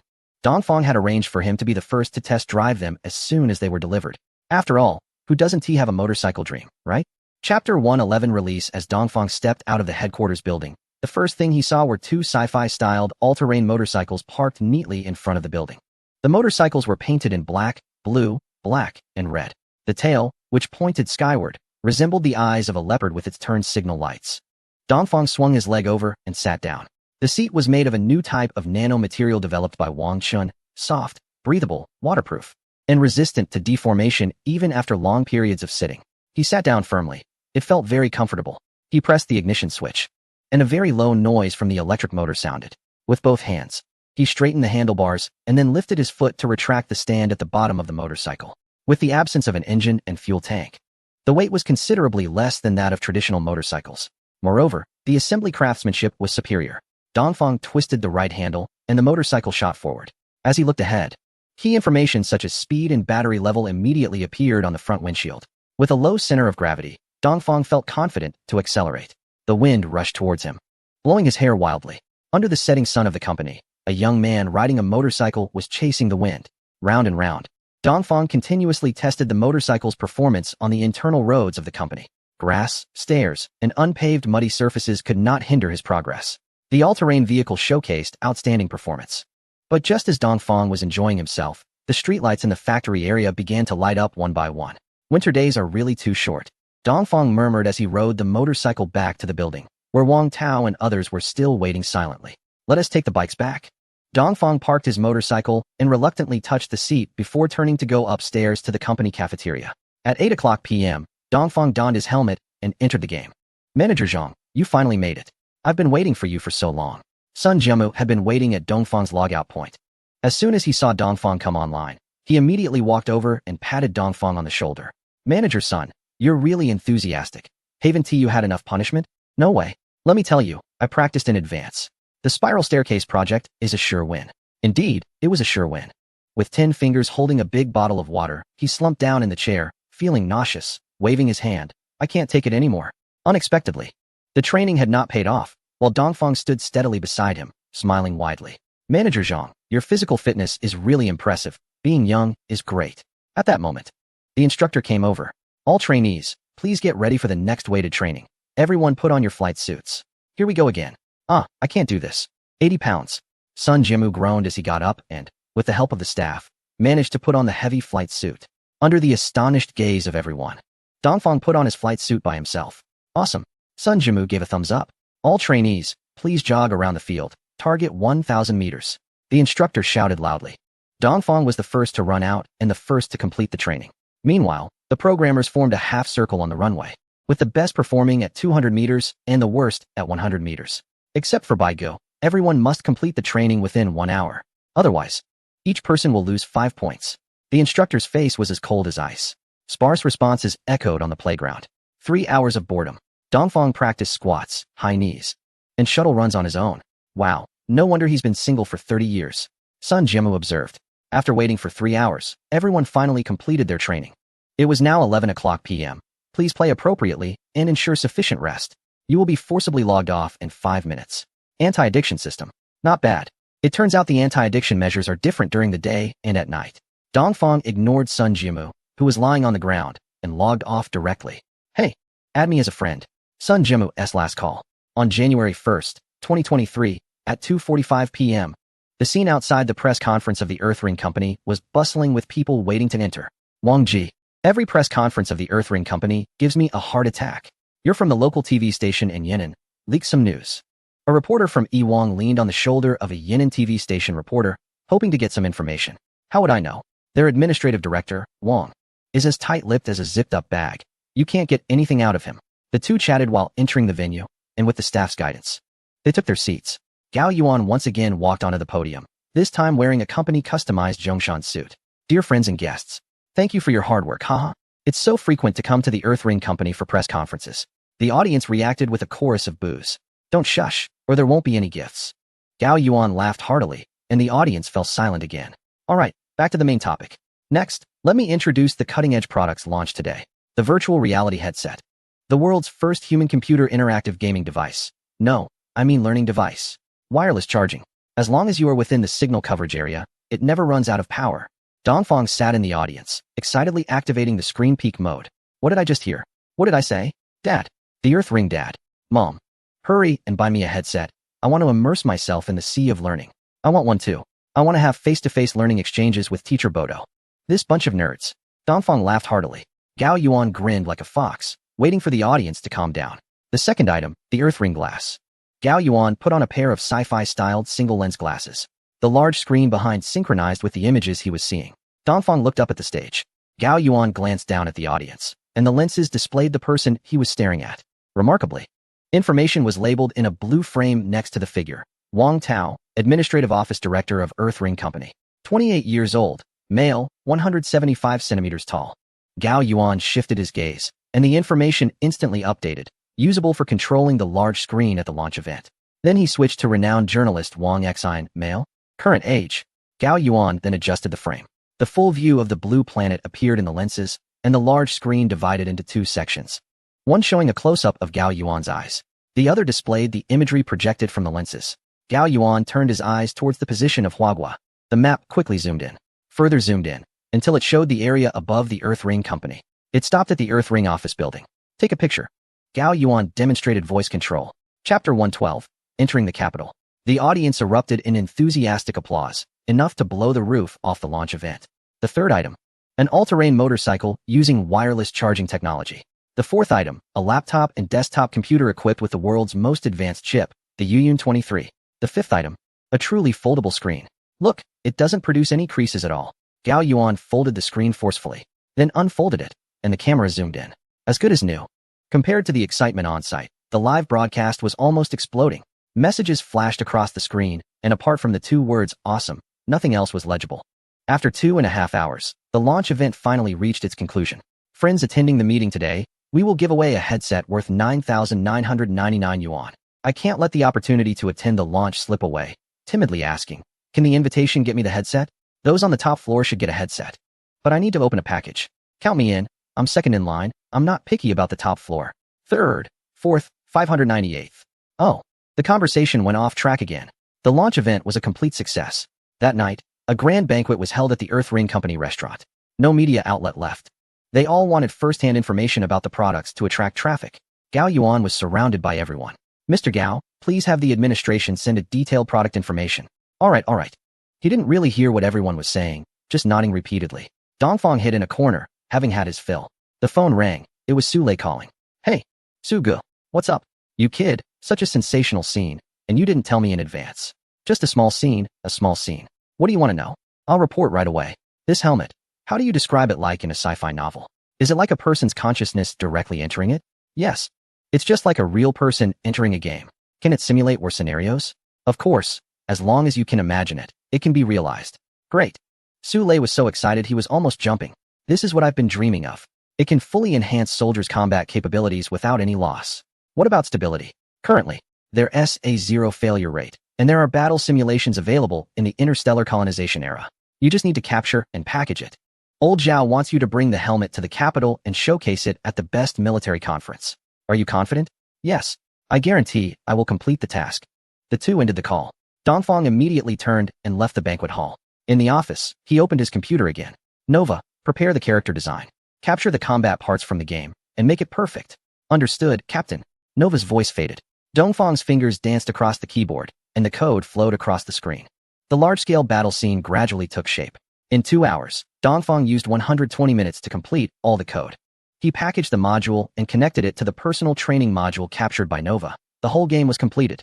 He tested it, fixed the bugs, and tested it again. Perfect. After notifying Wang Tao to book a flight, Dongfang went to bed. At the airport in the capital, the familiar Su Lei and the familiar red flag car awaited. The journey was smooth as they entered the small courtyard located in Zhonghai. Old Zhao had a rare day off and was listening to his favorite radio. Unexpectedly, this elder who dedicated his life to the country had such a simple hobby. Haha, little Dongfang, it's your turn. Old Zhao, call me Grandpa. Why so distant? Old Zhao pretended to be angry, laughing heartily. Hello, Grandpa Zhao. That is more like it. Let us eat first. Old Zhao sat down and served himself rice with a small bowl. Dongfang didn't hold back and quickly finished the rice in the bowl at the table. Little Dongfang, have you eaten enough? I have. Dongfang wiped his greasy lips. Then let us try it out. Dongfang quickly set up the wireless charging box, and for easier observation, he projected the game onto the LCD TV in the main room of the small courtyard. Old Zhao watched the game's progress. Good, very good. Tears sparkled in Old Zhao's eyes. If only this game had existed earlier, he murmured softly. Sule stood nearby, his eyes also red. He felt the same way. On the morning of January 2nd in the Blue Star calendar, within the military committee of a certain country, smoke filled the air as generals bearing stars on their shoulders engaged in low conversations. It was said that a special meeting would be held today. What's going on? Asked an elderly general with white hair, who carried a large star, to another general nearby. I don't know, but I heard it was summoned by Elder Zhao. And it seems to be related to a newly released game helmet. Isn't this nonsense? Asking us to play with a game helmet? The comrade of Elder Zhao responded rather bluntly. Elder Wang, you are lagging behind. We must keep up with the times. Soldiers are all playing real-life CS now. You can't be unaware of that, right? The younger general smiled wryly, knowing Elder Wang's temper was as fiery as ever. I know about the application of new technologies. How could I not? The two lowered their voices, unsure of what they were discussing. Elder Zhao entered the conference room, followed by a young man, standing tall and confident. It was Dongfang. He was carrying a box with the logo of a certain company prominently displayed on the front. Elder Wang noticed the words game helmet on the box. Elder Zhao really brought back a helmet. Elder Wang, lower your voice. Others might hear. What are you afraid of? I want that old man to hear. Elder Zhao sat at the head of the table and tapped the microphone to test it. Comrades, I can hear your doubts. Don't worry. We won't waste time today. Let's dive right into the game. After saying this, he nodded at Dongfang. Dongfang understood, and, after checking the connection method with the staff, plugged in the wireless charging box and connected it to the HDMI port, reclining comfortably in a chair. The large screen lit up, displaying Dongfang's perspective. Then a screen lit up in front of him, and Dongfang switched to a God's Eye view mode. Everyone, this is the virtual reality system developed by our company, which is quite different from traditional games. It's as if your soul has crossed over into the game character. Dongfang spoke within the game. His voice echoed through the venue via the speakers. Shaoli, go up and take a look. Is that kid really lying there talking? Elder Wang was still puzzled, but not as firmly as before. The general referred to as Shaoli raised his hand, signaling, and walked up to the podium. He poked Dongfang with his finger. Instantly, a prompt appeared on the large screen. External call detected. Do you want to exit? No need. Please refrain from touching my body, or it will forcibly exit. General Shaoli leaned close to Dongfang, but heard not a single sound. Wow, he really is talking in the game. His consciousness has entered the game. General Shaoli, who hadn't cursed in years, let out an exclamation. If that's the case, is this still a game? It wouldn't be an exaggeration to call it a battlefield. Chapter 113, Bermuda. General Shaoli couldn't contain himself any longer and shouted from the podium. It's real. Comrades, this young man's consciousness has truly entered the game. I just heard him. He didn't make a single sound. We can have all the soldiers participate in real combat.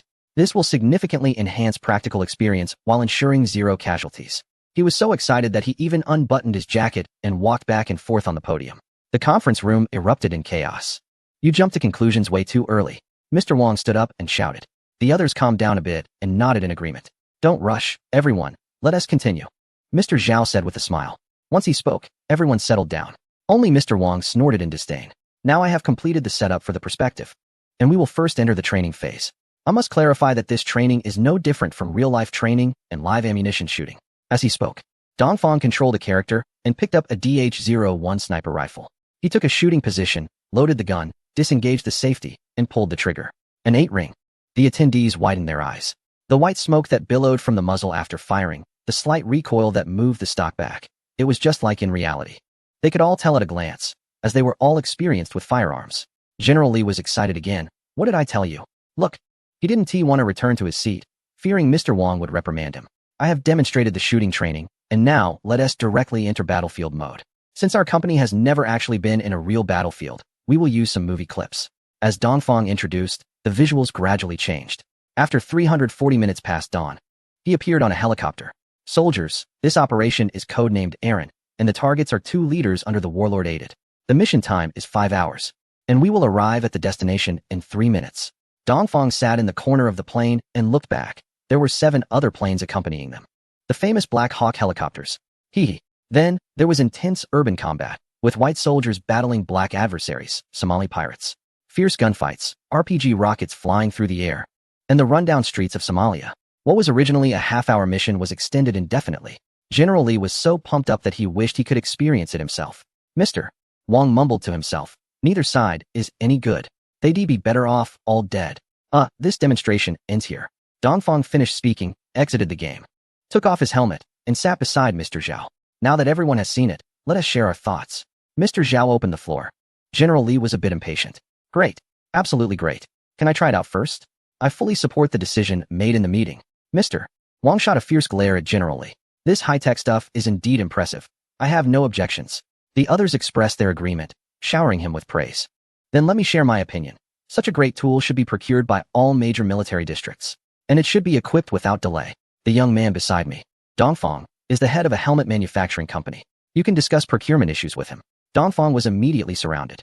This time, 3 million helmets were sold, with each virtual reality helmet priced at 1,500 renminbi.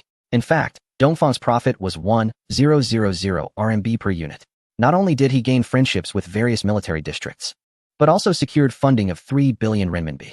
Moreover, these big shots rushed to transfer the funds to the company's account without even signing a contract, just to get the helmets as soon as possible. Indeed, it's likely that no company in the world would dare to default on their money. The next afternoon, Dongfang returned to the company, still feeling a bit shaken. The physical fitness of those generals was quite impressive. It was a close call that they didn't rip his clothes or underwear off. However, at the dinner that night, he chuckled. Probably those old gentlemen were still in bed recovering from the drinks. Your Excellency, Captain, I have a new discovery. Would you like to take a look?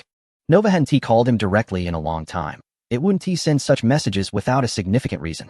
What's the matter? Dongfang's interest was piqued. Just as things were settling down, he was preparing to take a break and resume training with the mech. I have made an astonishing discovery in the Bermuda Triangle, possibly related to extraterrestrial civilizations, or perhaps the prehistoric civilization of Blue Planet.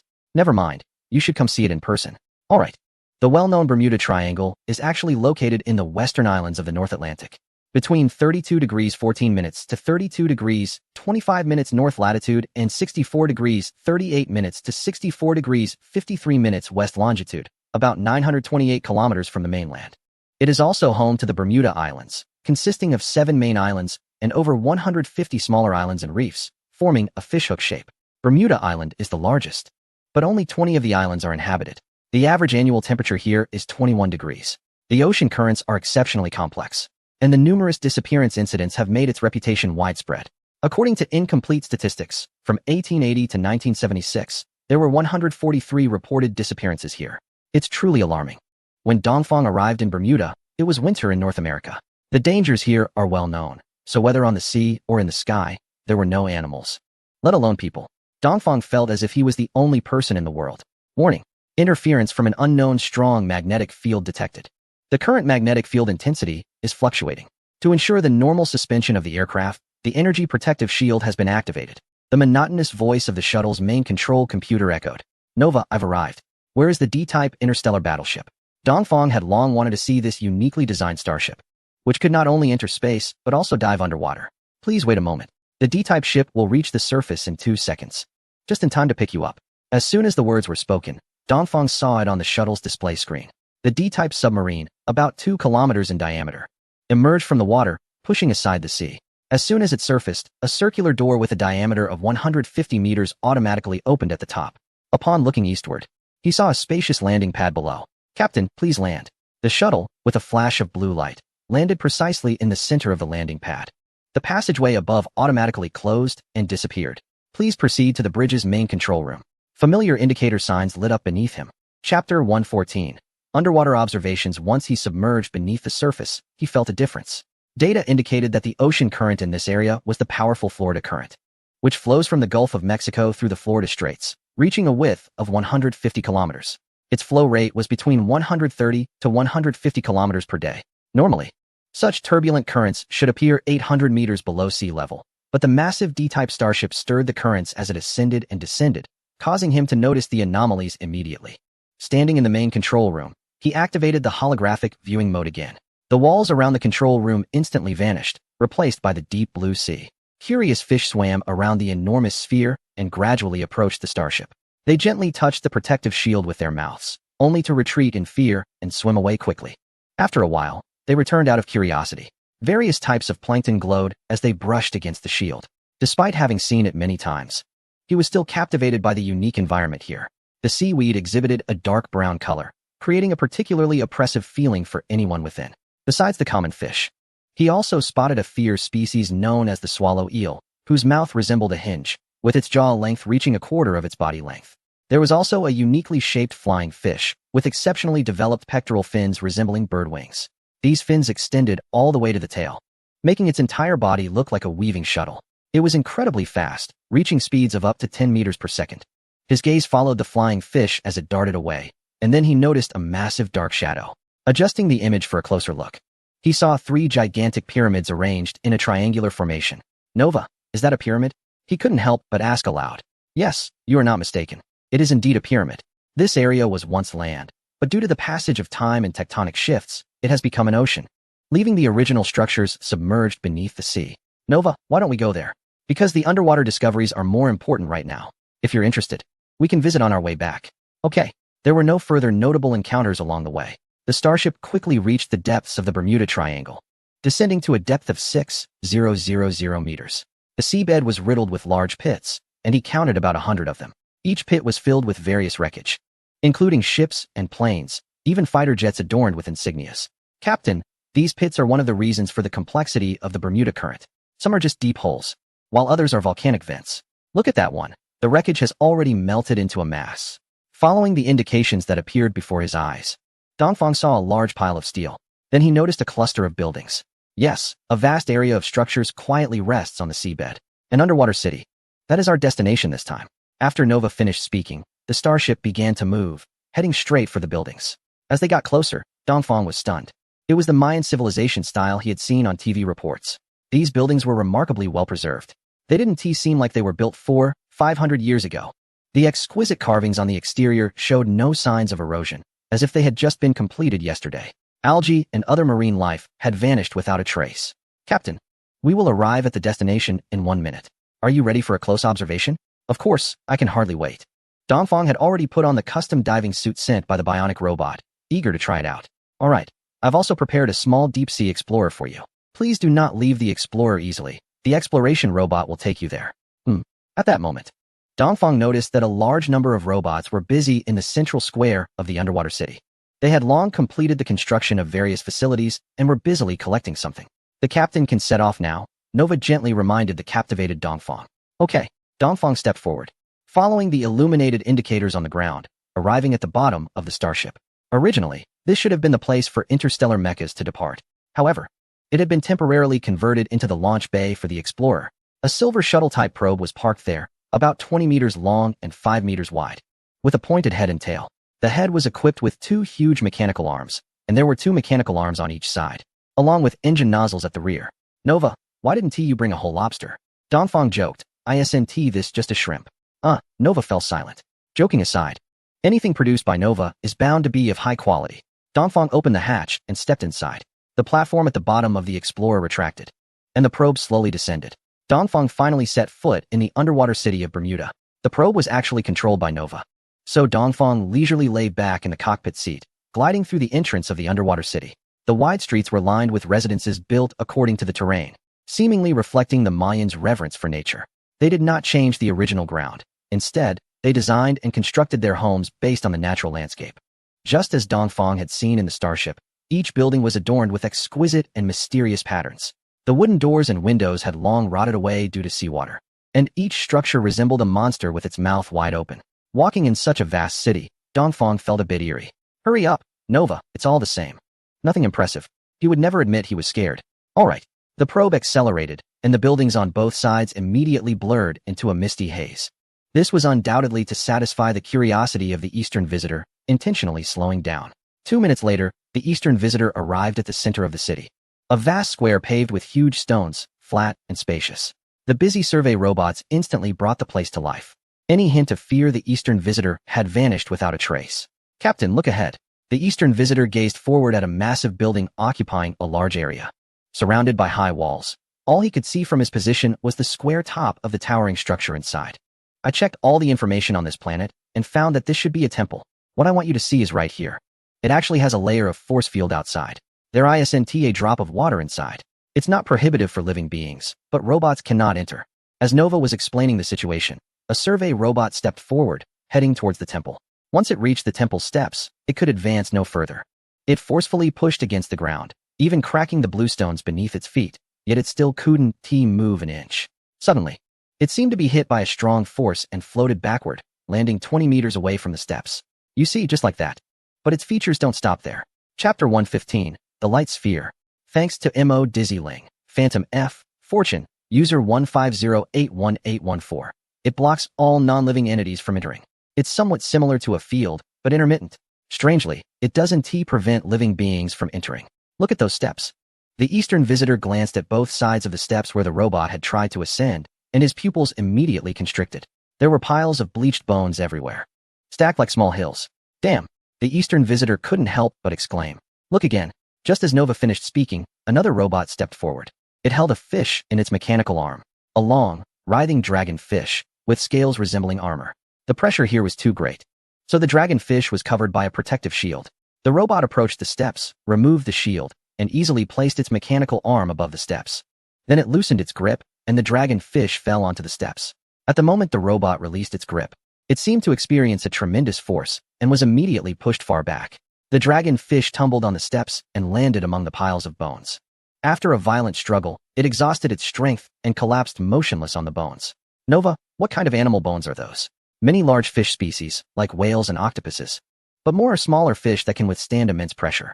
They are a new species capable of living at depths of 8,000 meters, and currently, this planet hasn't named them. They are about 18 centimeters long, and their visual organs have completely regressed. Based on their appearance, I call them deep-sea pike. Dongfeng nodded repeatedly, noting that the bones were predominantly sharp and elongated, resembling a spindle-like skeleton. This matched Nova's description perfectly. Given this, how do we get in? To prevent the force field from being disrupted, a large amount of seawater was allowed to flood the temple. I am analyzing the strength of the repulsive force and creating a repulsion device. We will open a portal just big enough for us to enter and exit. The repulsion device is now ready. We are just waiting for you. What are we waiting for? Let's set off. Dongfeng chuckled, donned his helmet, and prepared to exit the hatch. Sir, where are you going? How can we get in if we don't go out? The mechanical arms on both sides are customized for this situation. The surveyor is fully capable of operating both on land and at sea. Dongfeng awkwardly scratched his head, realizing why this surveyor was designed in such a way. The robots in the square quickly sprang into action, moving various equipment out of the buildings in succession. They then activated the energy shield, rapidly pushing the seawater aside to form an inverted circular space. All the robots placed various instruments and devices inside. They assembled a uniquely shaped device within the energy shield space. Its base was a square metal box, with a spring connecting a small top to a large metal ball in the middle. This reminded Dongfeng of the electric towers in a certain game. However, this one was inverted on a square metal platform. The robots worked extremely fast, completing all assembly tasks in just a few minutes. The robots increased the power of the energy shield, pushing back a large volume of seawater until the empty space in front of the temple steps was also covered. They adjusted the repulsion device, aligning the front metal ball with the steps. Activate. 2 robots moved away from the repulsion device, approaching the steps and cautiously taking a step forward. The previous resistance had completely vanished, and the robots easily stepped onto the stairs. Sir, we've succeeded. Please give your instructions. Enter as planned. The robots stationed in the square, carrying various equipment, filed into the opening. Dongfeng was the last to enter. He piloted the surveyor, moving with an unceremonious gait, as if stepping ashore like a large shrimp, and climbed the steps. The steps were covered in fish bones, crushed by the robots that had passed before. It was as if a layer of pristine sea sand had been laid down. The robots opened the grand temple door at the end of the steps. A magnificent structure appeared before Dongfeng's eyes. Unlike the underwater city, the buildings here seemed to be built on terraced fields. A long staircase led all the way to the top, with the structures positioned on the steps of the terraces, suggesting a strict hierarchy even in the architecture. Due to the absence of seawater erosion, the facades of all the buildings were painted in vibrant colors. The main color was indigo, accented with red, yellow, and green. Of course, the most eye-catching was a massive pyramid built at the top. Dongfeng looked around. There were also pyramids on both sides of the courtyard, but they were much smaller than the main structure. Let's go check it out, Nova. Please wait a moment. I will send a robot to go up first. The robot that first ascended the steps of the pyramid connected its perspective to the surveyor's display screen. The observer followed the robot's line of sight all the way up. Soon, they reached the platform at the top of the structure. A peculiar mural caught their attention. Among the wave-like sculptures, there appeared a human figure dressed in a spacesuit. Could it be that there were astronauts 500 years ago? The robot moved its head, and another special mural appeared on the screen. A human with numerous small braids and protruding lips was piloting a spacecraft. Various instruments and gauges were clearly visible on the mural. Is this a spacecraft? It seems so. I reconstructed a 3D model of it. Take a look. A highly sci-fi image appeared before the observer's eyes. It had a flat, duckbill-shaped head, a transparent cockpit, 2 engine nozzles at the rear, and 2 more nozzles on the sides of the fuselage.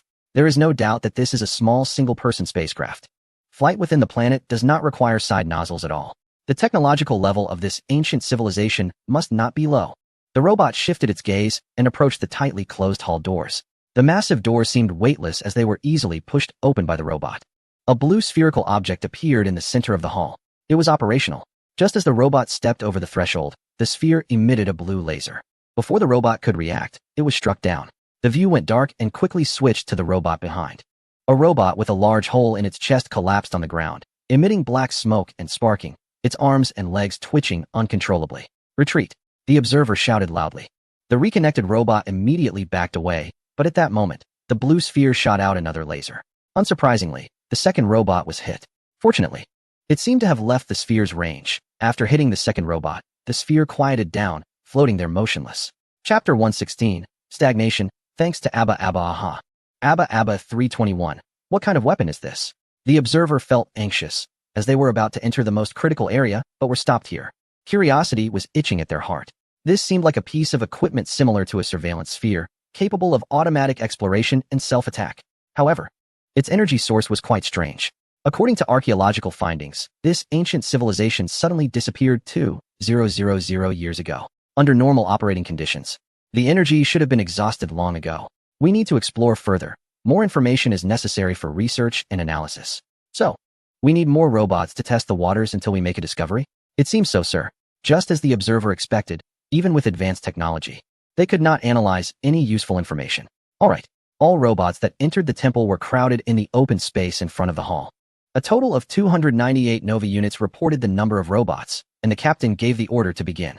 The Eastern representative nodded silently, calmly staring at the display screen. The robots were seen using long metal rods to push open the side doors of the Great Hall. Unlike other nations, the main entrance and side doors were of the same size, approximately 10 meters wide and 6 meters high. After the side doors were opened, the energy sphere did not launch an attack. It appeared that the alert range was defined by the wide threshold. 50 robots activated their booster jets and charged straight toward the entrance. The entry time for the robots was controlled, as Nova hoped to break through the defenses with high speed and sheer numbers. Unfortunately, all 50 robots were destroyed. The furthest robot was only 5 meters from the entrance, which was just 2 steps for a robot. However, this 5 meters became the line of life and death for the robots. Approaching meant certain death. Here they come again. This time, 100 robots entered simultaneously. The distance was significantly increased, and when the last robot fell, it had reached within 10 meters of the energy sphere. This is promising. The Eastern representative clapped excitedly. To ensure success, Nova deployed all 400 bionic robots carried by the starship into the temple. Due to the small entrance, the Eastern representative waited for a full 5 minutes. The robots filled the space in front of the Great Hall to capacity. Some robots stood at the entrance, while others floated in midair on standby, as the limited space of the main entrance did not allow for simultaneous entry, necessitating a combination of ground and aerial tactics. Let us get started. As you command, Captain. With Nova's words, the robots surged forward like a tidal wave, rushing in waves. It seemed the energy sphere had reached the limit of its defenses. After eliminating less than 400 units, the energy sphere suddenly vanished. The bionic robots successfully reached the location where the sphere had just been. There was nothing there. Only a dense array of blue patterns carved into the smooth floor of the Great Hall, extending outward. These were narrow grooves through which some blue substance flowed. Then, at the center, it began to gather, and within the few minutes the robots observed, a phantom of the energy sphere reappeared at the previous location. Nova noticed the anomaly. 5 robots extended their fingers, transforming into iron plates as wide as the grooves, blocking the blue fluid. The Eastern representative realized that it was not a solid object, but a substance similar to light. The fingertips of the 5 robots glowed unusually bright. Fortunately, The phantom of the energy sphere seemed to have lost its energy supply and disappeared again. The remaining robots continued to explore deeper, and ahead appeared a massive altar. 5 sculptures were placed upon it. In the center was a humanoid statue crowned with a radiant sun. The golden crown emitted blinding light, making it impossible to see its features. On either side, the sculptures held a swirling mass of blue liquid in one hand and a bundle of lifelike rice in the other. 2 figures outside, one with a flame in hand, and the other swirling a gust of wind. It was as if a miniature tornado was held in their grasp. The robot climbed onto the altar, wanting to observe the objects in the statue's hands closely. It seemed that there were no other attacking devices in this grand hall. The robot easily reached the side of the statue. Nova, there shouldn't be any danger now. I'm going in to take a look. After Eastern spoke, he didn't wait for Nova's response and piloted the probe into the hall. Captain, I'm fine. Look, the robot is doing just fine. Eastern interrupted Nova, already entering the grand hall. After a few minutes of waiting, there was no change in the hall, except for the busy robots collecting items. Eastern walked to the hatch, pushed it open, and descended the automatically extended steps.